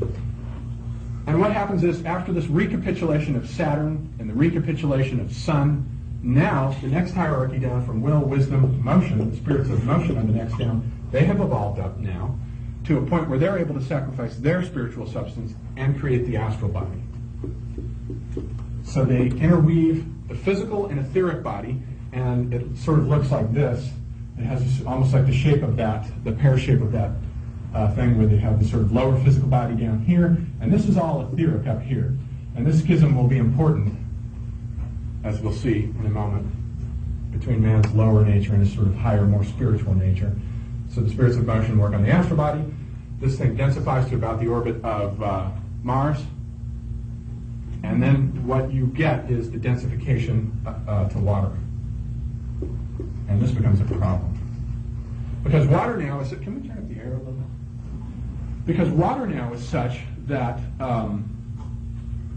we've achieved a level of densification. A new substance has come in, which is so dense for these spiritual beings. We're dealing with incredibly refined spiritual beings. And they can work with the warmth, okay, they can work with the air, but they can't deal with the water. So what happens is, we get the first cosmic schism. And the whole thing splits. And you get the formation then of a central sun and what's called old moon orbiting around this central sun. And the beings who now comprise this central sun are the beings associated with warmth and air. They've withdrawn because they don't want anything to do with this watery stuff that's emerging on this moon. What he's calling old moon, it's really Earth plus moon, but we'll call it moon. And it's orbiting from about this, where Mars is. So we have these two planetary, and this one has the warmth, air, and it also has water. It doesn't have Earth yet. It doesn't have the solids within it. So now we have these little beings living within this, and we have this opposition between these cosmic beings who have withdrawn to the sphere of the sun, intensely spiritual beings, and we have these other cosmic beings who have remained behind on Earth with man. And they've rebelled now against these cosmic beings on the sun. They don't want anything to do with them. They want to live their own life. So what they do is try to retreat from the sun, and as they move away from the sun, they set this thing in orbit, and it starts orbiting around the sun. Their attempt to get away from the higher beings, the powers that live within the sun. And meanwhile, all this is going on, and water is densifying, and the lower kingdoms are coming into being. The sort of the Earth is covered with this viscous, sort of watery stuff that's this kind of jelly-like. It's not mineral yet, but it's a kind of a cross between the plant and the mineral world. But within that are densifying these sort of half animal beings that are sort of densifying within that. And the human at this time is sort of half animal, half spiritual being, because that schism we mentioned now takes place within the human being, and you get this upper chalice-shaped, light-filled half, and this lower fish-like amphibian half. That is a recapitulation of this schism here. The upper half is worked on by spiritual beings radiating from the sun, and they continue perfecting it, refining it, working on the astral body, which has come in now. And these lower beings that are still on the moon begin to work on man's lower nature, this amphibian fish-like nature, and they work on the sexual organs, the reproductive cycle, which I like because in Kundalini Yoga, the second chakra that's associated with the genitals is linked with the moon. And so we have that sort of pulled in here. So we get this very primordial, swampy state of existence. Now the other thing that happens is we get, as a result of this schism between these two planetary bodies, we get the origins of the sleeping and waking cycle, which is still, however, insufficiently disentangled from the dying and reviving cycle. So what happens is, during the daytime, the human beings they're living within these bodies. And as they move toward the night side of the planet, they sort of have this pictorial dream-like consciousness, because now they have astral bodies and they can dream. So they have this pictorial dreaming consciousness during the night side away from the sun. And they begin this activity where they start to get a sense of selfhood, a sense of independence from the cosmos, a sense of independence from the cosmic beings. But then when the planet revolves around onto the day side toward the sun, then the astral body pulls out of these physical bodies and sort of unites itself with the cosmic sun beings and becomes saturated with the higher forces of the higher beings that live within the sun. Then as it spins around back toward the night side, these beings come back in and inhabit their bodies again. So you get this sort of miniaturization of sleeping, waking, and dying and reviving, and this whole process is going on. And that's the primary thing that happens until these two planetary bodies then fuse back together again. And when they fuse back together, the higher beings that are working in the sun can now work upon the human faculties in a way that's unhindered. They don't have to worry about these other substances or these other beings who have revolted against them. And so they reunify. The schism between the upper and the lower human reunites, and the whole thing goes back into the cosmic abyss. And that's old Moon. Then we begin to move into old Earth, or let's say the Earth phase itself, which then is subdivided into 4 phases that recapitulate the main events within these phases. You have the Polarian epoch, in which the events of Saturn are more or less recapitulated. There's this sort of cosmic fiery substance, and there are these little warmth eggs jittering within this cosmic fiery substance. They go through that cycle, fire. Then we move into the Hyperborean age.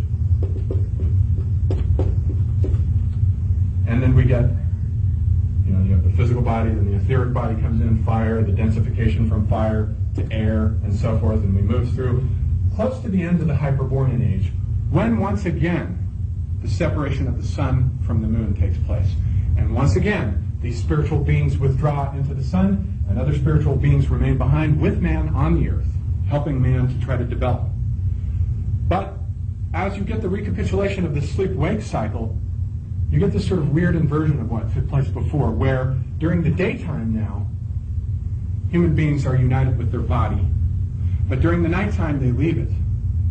And when they return to the body in the daytime, what they find is that these things are hardening, because as these elements are densifying, and when we're in the earth phase, you get the water, and then or the water, and then finally we're moving into the phase of solids. Everything is cooling off and hardening. And the physical body, every time these beings descend back down into the physical body the next morning, they're harder. They're calcifying. And then they start withdrawing. They decide that they can't inhabit these bodies, so they start withdrawing to these other planets. And then the sort of camouflage model comes in, takes place, and we get this swirling cloud where these planets start breaking off. And the reason that they break off is because these human beings can't incarnate in these bodies anymore, so they have to create these other outer planets to take up their abode. So they each withdraw to these planets, along with the spiritual beings from the various hierarchies. And they sort of wait out there. But meanwhile, there's this problem now of the calcification of the human body. The thing is basically hardening and turning towards stone, and would have turned towards stone. Everything is hardening on the earth, were it not for then the separation of the moon from the earth. So the moon and the cosmic beings that are associated with the moon now pull out of the earth. It's a sort of cosmic crisis. And they take with them all the toxic, poisonous elements and the calcifying elements that are making this thing harden too fast. And they pull it off with them. And Yahweh is one of the beings who lives within the moon, one of the moon beings. The Christ being lives within the sun. And both beings are working down on man. Working on him, helping him to. But now what happens is, all these hard elements have withdrawn. Everything suddenly gets softer again. Now these beings start descending down from the planets. And they immediately start taking up their abode within these human physical bodies, which still aren't technically solid yet, just more solid than they were over here. And so there's this process where human beings are now ready to incarnate within the earth. But now there's a new problem, because certain beings who have broken off as rebellious spirits from the sun now find out about what's going on with this human process, and they begin to infect the astral body. These are the Luciferic spirits. Lucifer is a light being. And they break in and begin to infect the human astral body. Now remember, the Luciferic spirits tempt man towards spiritual inflation, tempt him toward believing that he is a god and can just become a god. And then he has no need to go through the incarnation process or deal with the realm of matter at all. So now human beings, because their astral and etheric bodies are becoming polluted through possession by these divine beings, now have to begin the reincarnation process. Because these sheaths have to be purged out now through repeated lifetimes. So there's, like I said, everything that's in the New Age you can find in Steiner, this idea of demonic possession. There's a precedent for it right in there. These beings are infecting the astral body. They come in through the astral plane, and they can and do take possession of human beings. They get into the astral body and pollute it. And by the way, when the moon had withdrawn, you also have the separation into the sexes, the sort of male and female sexes separate. Up to this point, humans have been androgynous and have reproduced by sort of asexual, just cloning themselves. But now you have sexual dimorphism coming in, and you get this idea of the next generations not being clones, and that introduces a new kind of diversity for the reincarnation process to take advantage of, to begin this process of purging out these demonic beings from the astral and etheric bodies. And so that whole process begins.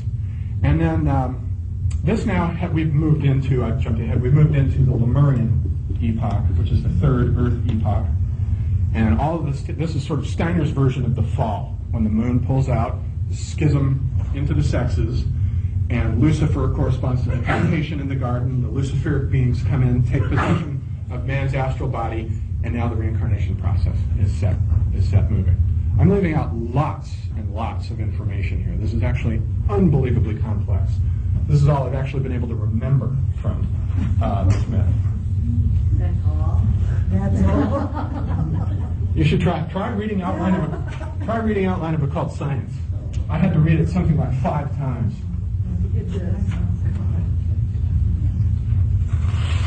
And then these Lemurian beings are these sort of giant. This corresponds to the giants in the Genesis 6, the Nephilim, the offspring of the human and Nephilim. Those are these sort of gigantic beings which have yet to solidify.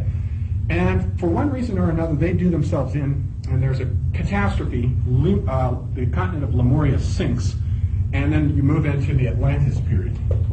So Steiner is still coming out of this whole age in the 19th century when people still believed in the possibility of Atlantis, and they still do. I mean, it still gets, this New Age myth still gets recycled. And so we have the Atlanteans. And now what we begin to get is the solidification of the human form. It starts to solidify and resemble what it resembles today, somewhat.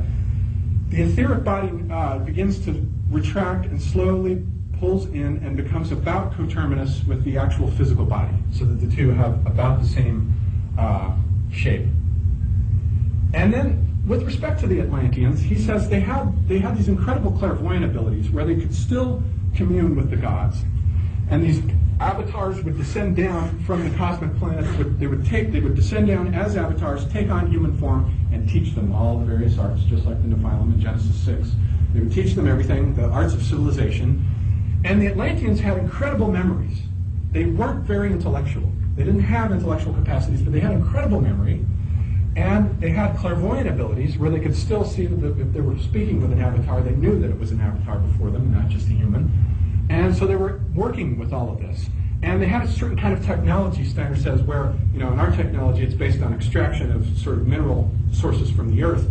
Their technology was based on the etheric world of the plants. And they had a sort of plant technology. I'm not sure how it worked, but he just says they have this plant technology. And then they go through their cycle and they do themselves in. A flood or something happens. I think it's a flood. It's a volcano that destroys Lemur, and then a flood that wipes out Atlantis. But before this has happened, certain initiates within Atlantis know that this flood is coming. And there are these 7 schools within Atlantis that are called oracles, and each one is the school corresponding to a particular planet, corresponding to the initiation into the mysteries of each one of the 7 planets. And a leader appears among them named Manu. This is the old Hindu legendary sage. And he appears among them, and he selects one from each of these schools, one of the best, to take with him. But it turns out that these individuals, the Atlanteans, are already beginning to lose their clairvoyant abilities to communicate easily with the gods as they approach the end of their culture cycle. And these individuals aren't very clairvoyant, but they have good intellects, and they'll need it in the next stage. So what happens is that Manu goes to the sort of head oracle of each of these schools, and he takes copies of the etheric bodies from each one of these. Now, Steiner has developed something that he calls spiritual economy. And it turns out that the reincarnation process isn't quite so simple either. The spiritual world is such that when certain etheric bodies or astral bodies have been developed, Steiner has developed something that he calls spiritual economy. And it turns out that the reincarnation process isn't quite so simple either. The spiritual world is such that when certain etheric bodies or astral bodies have been developed and worked upon, and individuals have worked upon them and developed and really created something, they're stored up within the astral world. They're not just dispensed with. And copies can be made of them. So copies are made of the etheric bodies of each of these initiates, and sort of Manu takes this group with him, and it's almost like giving them, I suppose, a communion meal. Somehow he gets these etheric bodies into them. Steiner's very vague about a lot of these details. They get these etheric bodies into them, and suddenly they have clairvoyant abilities. And now they can see into the astral plane, and they have an intellect, which is something that the Atlanteans did not have. And just as an aside, Steiner, for example, says that the etheric body of Zoroaster was inherited by Hermes, the founder of the Egyptian civilization, whereas Moses inherited the astral body of Zoroaster. The etheric body has to do with being able to see. That's the other way around, actually. Moses inherited the etheric body because the etheric body enables you to see into the clairvoyant world. And Moses' writing the book of Genesis was supposedly his ability to use the etheric body of Zoroaster to see into the spiritual world, whereas there was a more technological emphasis with Hermes and the Egyptian civilization, and the astral body apparently stores up a more sort of technical basis. And he also says Copernicus inherited Nicholas of Cusa's etheric body because Nicholas of Cusa had an early intuition of the heliocentric solar system before Copernicus did, about a century before. Nobody's sure how he came by it, but Steiner says it was because he inherited. So, as in the Buddhist tradition, the subtle body can split up and parts of it can go to other individuals if they have been highly developed. And he also says that if an individual, this is crucial to his theory of the incarnation, if an individual has within him the presence of one of these divine beings, an avatar, it enables copies to be made of that person's etheric body. And he says that Shem, for example, the ancestor of the Hebrews, had within him an avatar that enabled copies of his etheric body to be distributed to all the Hebrews. And so through the transmission of the bloodline. And so they've all sort of received the copies of the etheric body of Shem. But Christ is an avatar who does something different. We'll look at that in a bit here. So anyhow, the gist of it is that this migration of people moves from about the area of Ireland, somewhere in there, and they move east. And they establish the foundations for the first post-Atlantean epoch. And of course, there are 7 of those. And the first post-Atlantean epoch is the Hindu culture cycle. And now he's specific about dates. He says the Atlantean catastrophe happened in 7227 BC. And that's about coterminous with the birth of the prehistoric Indian civilization. Now he says this is not the Hindu civilization that we think of. It's a prehistoric one. It's the early rudiments of Indian civilization, which begins to come in 7227 BC and lasts until 5067 BC. And the task of the Hindu civilization, now the Atlanteans, notice, have developed the physical body. They've solidified it. But now the etheric body has to be developed within the human species. So the task of the Hindus was to develop this etheric body. They never really developed the astral body because Steiner says the reason why there's such an emphasis in Indian mysticism on quelling the passions and desires and getting rid of all of that is the Hindus never really got a sense of the astral body. But the etheric body was something that they got. And they were able to see into the etheric world, and they saw the whole outer world as Maya, as illusion, as something that was essentially not real. So the outer world was not real for them. And then the Hindu civilization gets off and going, and it lasts for that period. Then we move to the second post-Atlantean culture epoch, which is the Persian. And again, we've got these absurdly ancient prehistoric dates, but the dates that he gives are 5067 BC for the Persian, going down to 2907 BC. As you can see, they're about 2,000 years each, and that'll be significant for the Platonic month. 5067 to 2907. And now it says the special mission of the Persian peoples was to bring in a development of the astral body. And this is why in Persian dualism, now remember that the emphasis on Brahman in India is kind of emphasis on the one. We said that that was about equivalent to Plotinus' idea of the one. And Steiner says the Hindu epoch, in a certain sense, links back to old sun, before there were any planetary schisms, before the sun and the moon split into two planetary bodies. So that kind of, the Hindus are sort of in resonance with old sun, with that single sun that the archangels sort of lit up, and that their emphasis on the oneness is in resonance with that. Then he says that the Persian mythology of the separation, you have this sort of, you have the god of light, Ahura Mazda, and then Ahriman is the god of darkness. And that split between darkness and light, between matter down here and the spiritual world up above, is, Steiner says, a recapitulation of Old Moon, of the separation on Old Moon between sun and the Earth-Moon body. And remember, we saw the dualism between the more spiritual in the sun and the more dense and material on the Earth plus Moon during Old Moon. So they've sort of tapped into this. Zoroaster is the primary prophet here. And he evolves this religion. They develop the astral body. Remember, the astral body has to do with passions and desires. And in a certain sense, Steiner's dates I don't think are very good ones, but in a certain sense, the Persian civilization represents an improvement over the Hindus, but also a rejection of India. I mean, if you go from the real dates for India, classically anyway, are 1500 BC, thereabouts. You can push it back to Mohenjo-Daro, to the prehistoric period of about 2500 BC. But with the Aryans coming in and building the caste system and all that, that all begins about 1500 BC. And the Persians normally date from about 1000 BC, the academic dates for Persia. And there's a debate about whether Zoroaster lived 1000 BC or whether he lived 500 BC. But I think the evidence speaks for 1000 BC because the Gathas, which are the Zoroastrian sacred texts, are very similar in their language to Sanskrit. So the two can't have been that far apart, 500. The Hindu idea of going off into the forest alone and practicing meditation is bunk.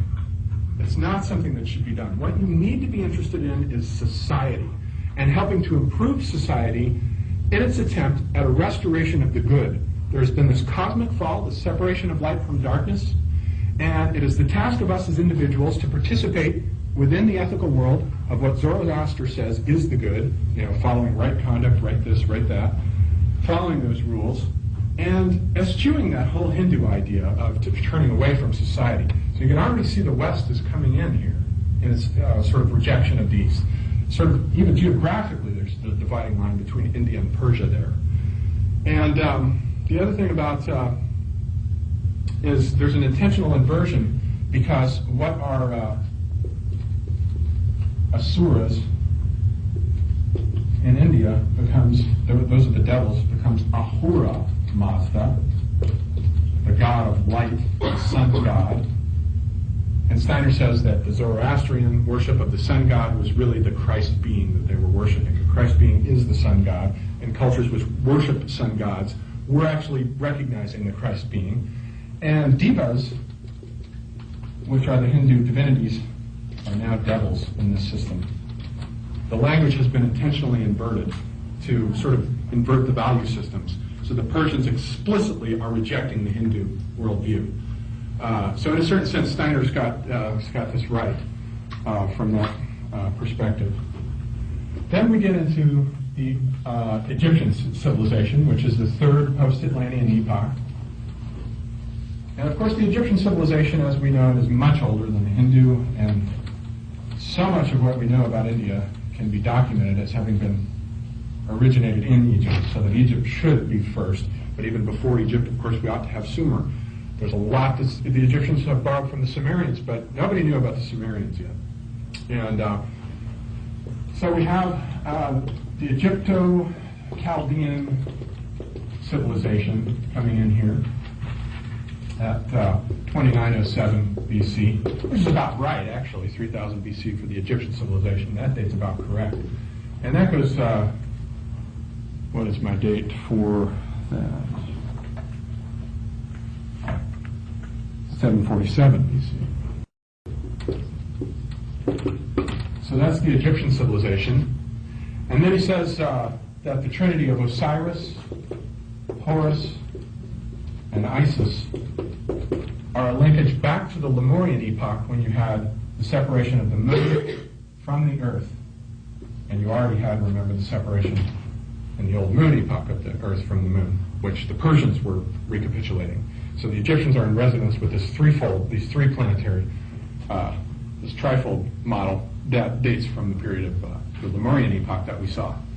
And to the Egyptians and the Chaldeans became interested in astrology now because Steiner says the cosmos wasn't something unreal to them at all. When they looked up at the heavens, they saw the stars as a revelation, and men's destiny on earth was something that could be seen as a cosmic mirror, as above, so below. And the lower world was a mirror of the upper world, and it was very real to them.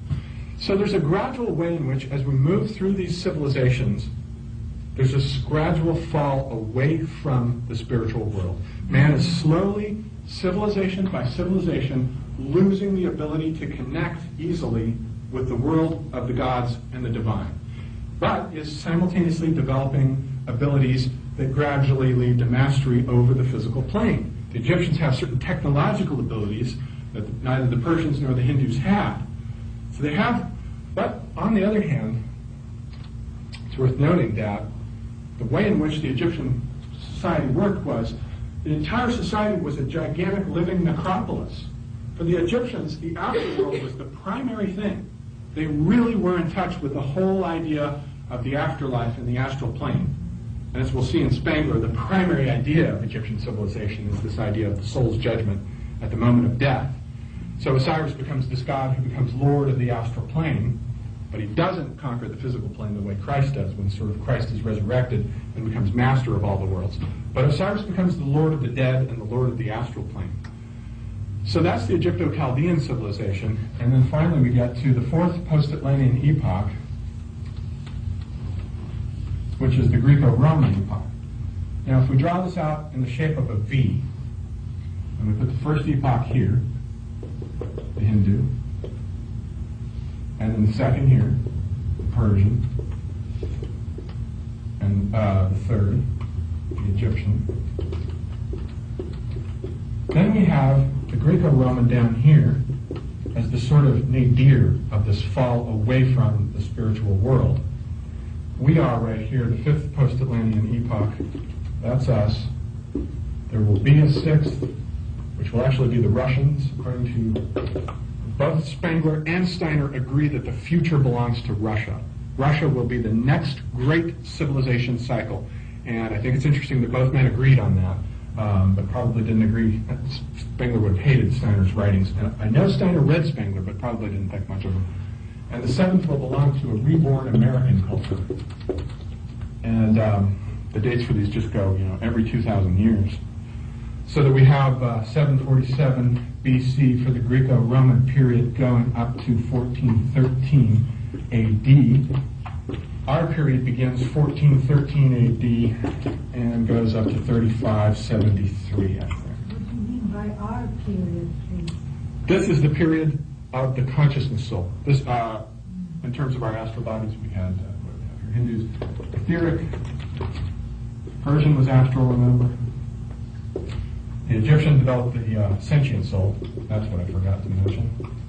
The sentient soul, the Egyptian and Sumerian cultures can be regarded as sort of developing this rich, sensuous imagery. They didn't really have an intellectual tradition per se, but they did have this wonderful sense of the play of myth. And this wonderfully sort of pictographic, right brain, lovely, sensuous imagery. They had the hieroglyphic script. But in the Greco-Roman epoch, which also includes the Hebrews, you have the development of the alphabet now, which is a new kind of abstraction. So this is what Steiner calls the intellectual soul, is first developed by the Greeks and the Hebrews, which date from this epoch as well. And this is our age here. Now we're moving on to the consciousness soul, which, remember, had to do with freedom and the development of the individual. This will also, in some sense, the Russians will develop spirit self-consciousness, and the Americans, the later American, will come long after us into some sort of development of the life spirit consciousness. But for right now, before we move into that, let's concentrate for a second on the Greco-Roman 747 BC to 1413 AD, the development of the intellectual soul. And really, in many ways, the Greeks did develop the intellect, and I think the alphabet had a lot to do with it. The alphabet enables a new kind of abstract thinking, which is totally divorced from pictorial thinking. In the hieroglyphic script, you're still bound to sensuous imagery. But with the alphabet, you enter a new world of abstraction, and it enables philosophy to come in. Now you have philosophical thinking. But the Greeks are sort of moving away from the world of the gods. They're in it for a while, but once you get into about the 4th century BC, they start losing the ability to connect with the world of the gods. And they start developing philosophy. Plato and Aristotle come in. Meanwhile, the culture's falling apart. And so all of this then develops this epoch of the intellectual soul. But man has fallen as far as he possibly can at this point from contact with the spiritual world by the time you get to the Roman period. And the Romans were just decadent, utterly decadent, steeped in a materialistic vision. They laughed at the gods. The time of the decline of the Roman Republic and the rise of the empire, when the time of the Christ being came in, was the period that was associated with this total materialism, this saturation with materialism. And then right into the midst of this then comes the Christ being. As, in a sense, our rescue from this fall and this loss of contact with spiritual beings. So now what we want to do is take a look at Steiner's theory of the incarnation of Christ, which I think is certainly one of the most interesting and unique theories that I've come across describing the incarnation of Christ.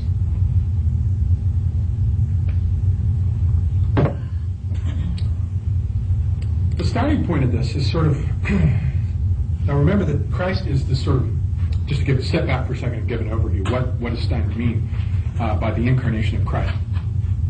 Christ is this being living on the sun, sort of central sun being, who came down at this moment in history just as Jesus was turning 30, he was on his Sabbath return, but the Christ is a separate being, according to Steiner. The Christ is this avatar that descended down into Jesus at the moment that he was baptized by John the Baptist, so that little dove that you always see in those representations represents the descent of the Christ being, that descended into him, took up residence for 3 years, did all the deeds and miracles that we've come to associate with the Gospels, and then did not leave. But when the crucifixion took place, the sort of blood leaked out, and Steiner has this weird theory that the blood communicates the ego. So the ego of the Christ being saturates into the earth and actually transubstantiates the entire earth. He said if you were to sort of step outside the solar system and you could see this event happening with spiritual vision, what you would see is, the earth has a sort of aura about it. And at the moment of this blood leaking into the earth, you would have seen this aura change color. So in a sense, what he's done is he's taken the Catholic Mass of the transubstantiation of the bread and wine and magnified it into a planetary scale transubstantiation. So he's got the Christ descending down into earth, where he's been ever since, in the earth's etheric body, and actually changing the structure of earth's etheric body, and enabling new possibilities for human spiritual development that were not available up to this point. We'll get into those momentarily. But that's the sort of cosmological idea that he has here, this transubstantiation of the earth by the Christ being. So now just sort of looking at Steiner's vision of the Gospels. If you go to the Gospels, and you go to the Luke Gospel and the Matthew Gospel, you've got these two infancy narratives there. And the infancy narratives not only leave out things that the other one leaves out, but they're completely contradictory. if you look at, let's say we have Matthew here, and these are the only two that have infancy narratives. Mark doesn't have an infancy narrative, and John doesn't.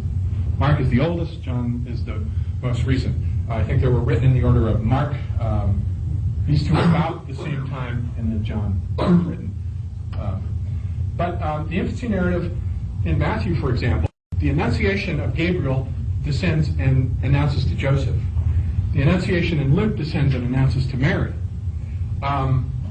You have the Magi who have gone wandering. They've gone looking at this star, wandering like Buddhist monks looking for the reincarnated master. And that's in Matthew, but it's not in Luke. What you get in Luke is the presentation of the Christ child to the shepherds in the manger. And also in Matthew, you get this exodus back into Egypt. There's no exodus into Egypt in the Luke infancy narrative whatsoever. And not only that, but the clincher is that in the genealogy of the Matthew Gospel is different from the genealogy of the Christ child. Matthew gives a genealogy that's about identical up to David, but then David has two sons. Well, at least two. He may have had more.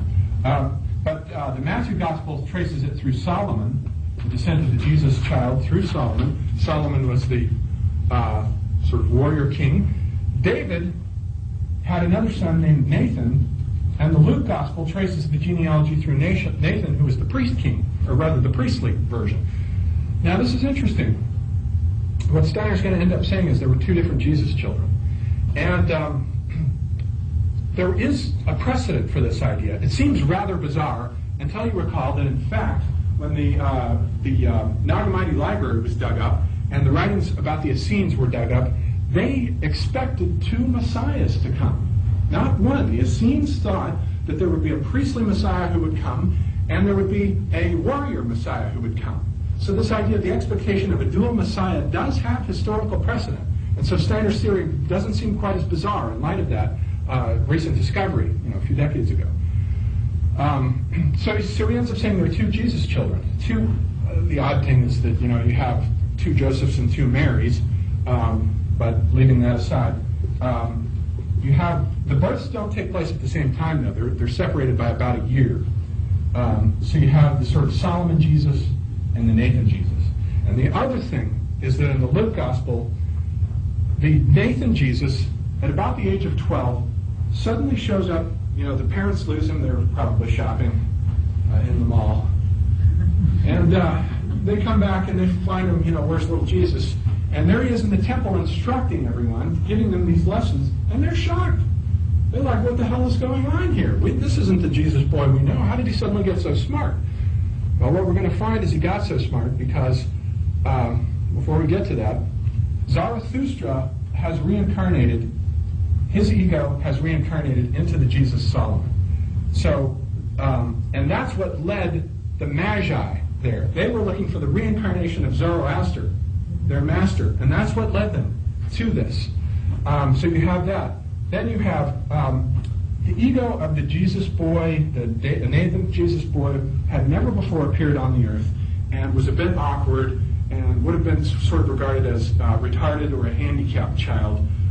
Very warm, loving being. However, his astral body had been inherited from the Buddha. And the Buddha's historical mission, according to Steiner, was to develop a sense of compassion and love through a series of incarnations, perfecting his astral and etheric bodies until he got it and then broke from the reincarnation cycle and no longer had to reincarnate. But his astral body was, as we've seen by the principle of spiritual economy, these bodies can separately reincarnate into others. The Jesus child had this warm, loving, Buddhistic nature about him, whereas this knowledge nature is inherited by the Solomon Jesus child. Then he says, right about the age of 12, when the boy was 12, the ego of the Zarathustra being transmigrated into the ego of the Nathan boy, displacing that ego, and I'm not sure what happens to it, but then the Zoroaster being is in here so that we have, in a sense, a fusion of Buddhism and Zoroastrianism. Mani attempted this. So Steiner's picking up, remember the prophet Mani in the 3rd century AD attempted this He was at the end development of Gnosticism, and his goal was to synthesize Buddhism, Zoroastrianism, and Christianity. Steiner, in a sense, is picking up from where Mani left up. Now, what happens to this other Jesus boy is he dies. And one of the parents dies. I think it's the father had already long since died. And this Mary goes over here to live with this family whose mother has died. So that Mary is dead. And all of Jesus' brothers and sisters, and he's got 7 of them, there are 4 brothers and 2 sisters, were all born to this family. But in this one, the Jesus boy was a loner. They all go to live with their mother over here and take up residence with the other Joseph. So that we get this gap then from about the period of 12 until he's 30. And Steiner in the 5th Gospel tells about him wandering around amongst the Essenes, trying to learn from the Essenes. He's hanging out with them. He's trying to learn. It's a little bit like Buddha going out and hanging out with the yogis in the forest, and then he realizes this isn't the way to illumination. You don't want to just reject everything in the physical world. He realizes that the way of the Essenes is not for him. He doesn't want it. So he goes wandering and he finds John the Baptist. John the Baptist is the reincarnation of Elijah. And this is traditional. This isn't a Steiner bizarrism. John the Baptist was thought by the Hebrews to be the reincarnation of Elijah. If you read them in the Bible, John is dressed identical. It's thought by some that John may have been an Essene, but the Essenes wore white garments and John the Baptist wore sort of leather skin or camel skin, exactly what Elijah is said to have worn. So we have John the Baptist, and then Steiner says, then the bizarre Steinerism comes in where he says, John the Baptist was reborn as Raphael, the painter, and then subsequently reincarnated as the poet Novalis. That I want to do more research on. There's a whole book about that. It's interesting. So that's that individuality. But meanwhile, Christ goes, and, rather the Jesus person, goes and is sort of taking lessons from John the Baptist, who's teaching him about spirituality. And then finally, there comes the moment on his Saturn return, at the age of 30, when John baptizes him, and the Essenes, Steiner says John the Baptist was once an Essene also like Christ, but departed from them. The Essenes practiced baptism, and that's where he got that from them. And then he baptizes Christ, and at that, Jesus, and at that moment, the Christ being descends down from the Son to take up residence within this highly evolved individuality. This is why the Christ being is so important to Steiner, because he's composed out of all these beings who have traveled through the history of the cosmos, perfecting and reincarnating themselves and fusing together. And this is why the Christ being for him was absolutely central and could never reincarnate again. He was only on Earth for the period of 3 years and then dissolved into the Earth's etheric body, where he is now. Now he says that the Christ being is the bringer of the principle of true individuality, the I am. You remember that passage in the Bible where Moses approaches the burning bush and Moses says, "Who are you?" And the burning bush says, "I am the I am." Well, Steiner says suddenly this makes sense now when you think about this, because what Moses was communing with there was the Christ being. And the Christ being is the ego who comes down in and teaches individuals how to be true individuals and not rely on their groups. Now there's a break from the old Hebraic notion of thinking of yourself as a member of a tribal entity. But John the Baptist was the forerunner because he was out alone in the wilderness developing his individuality, and the Christ is the being who comes in and teaches us how to be true individualities, how to have the strength to be individuals on our own, as our own selves, without having to take on this sort of tribal, clan, group identity. So he represents something new in the spirit of evolution in that sense. He also sort of, in the sort of harrowing of hell, he sort of descends down into the underworld and lights it up, because the spiritual world had darkened for the Greeks. Remember, it was very much still lit up for the Egyptians, but for the Greeks, all the references to the underworld are very dark. They didn't like it. It creeped them out. And they always say, there are these twittering shades, and you don't want to go down into the underworld. They had just lost contact with the spiritual, the underworld, the astral world. But Christ in the harrowing of hell goes down into it and lights it back up again, so that new possibilities are enabled for those individuals who are willing to bring into themselves the Christ impulse and begin this process of spiritual illumination through the perfection of the astral body and the etheric body and the ego and so forth. And that's Steiner's rather elaborate mythology of the incarnation of the Christ.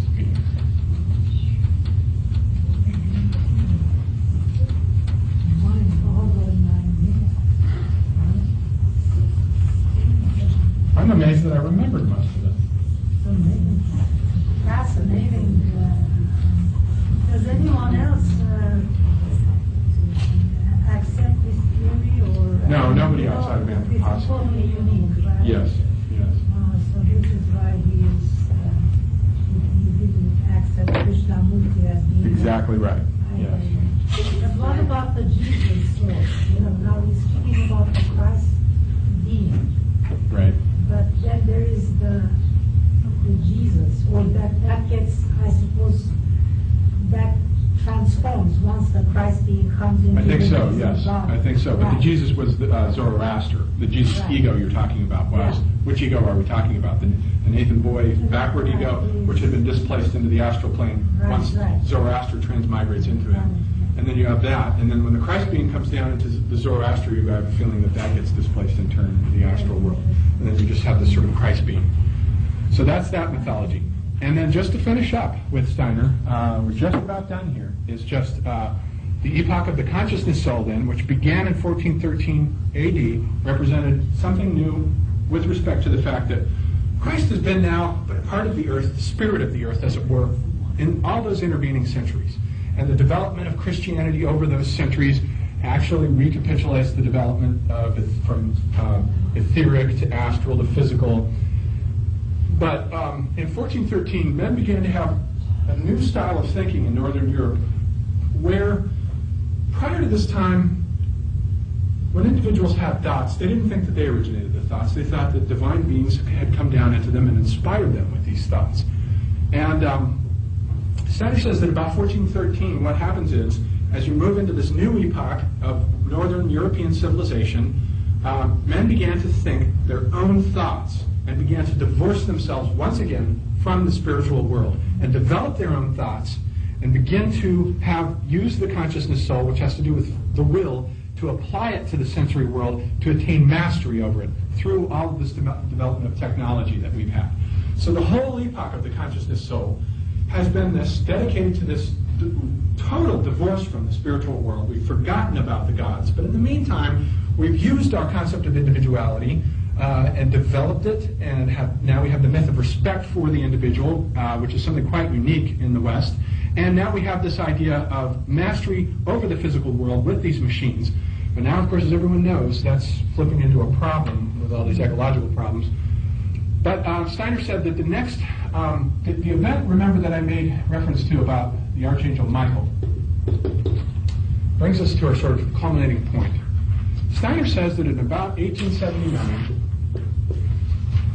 there was a war in heaven, let's say in the astral plane, between the Archangel Michael and these other Ahrimanic beings who were expelled from the astral plane, wound up wandering on Earth looking to possess the souls of men, and did so, and led to the kind of outbreak of World War I that started the madness of the 20th century. But the Archangel Michael, meanwhile, ascended from the level of an archangel to an archai, in other words, became a time spirit, and in doing that also descended down into the Earth's etheric body.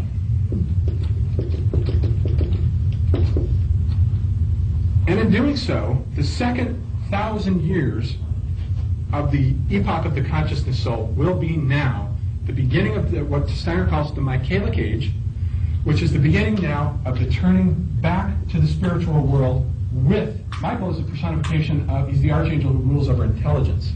And this incredible intellectual mind that we've developed in Northern Europe has got to be kept. We can't just throw it in the garbage. And it has to be brought into unity with the spiritual world. So it is the mission of the Archangel Michael to descend down into us and help us to reconnect back to the spiritual world without losing our sense of self-awareness, without losing our sense of true individuality and the sense of clear thinking. So this represents the annunciation of a new age, this Michaelic age. And Steiner saw this as representing the next development in the history of the rest of the consciousness salt, which will go on to 3573.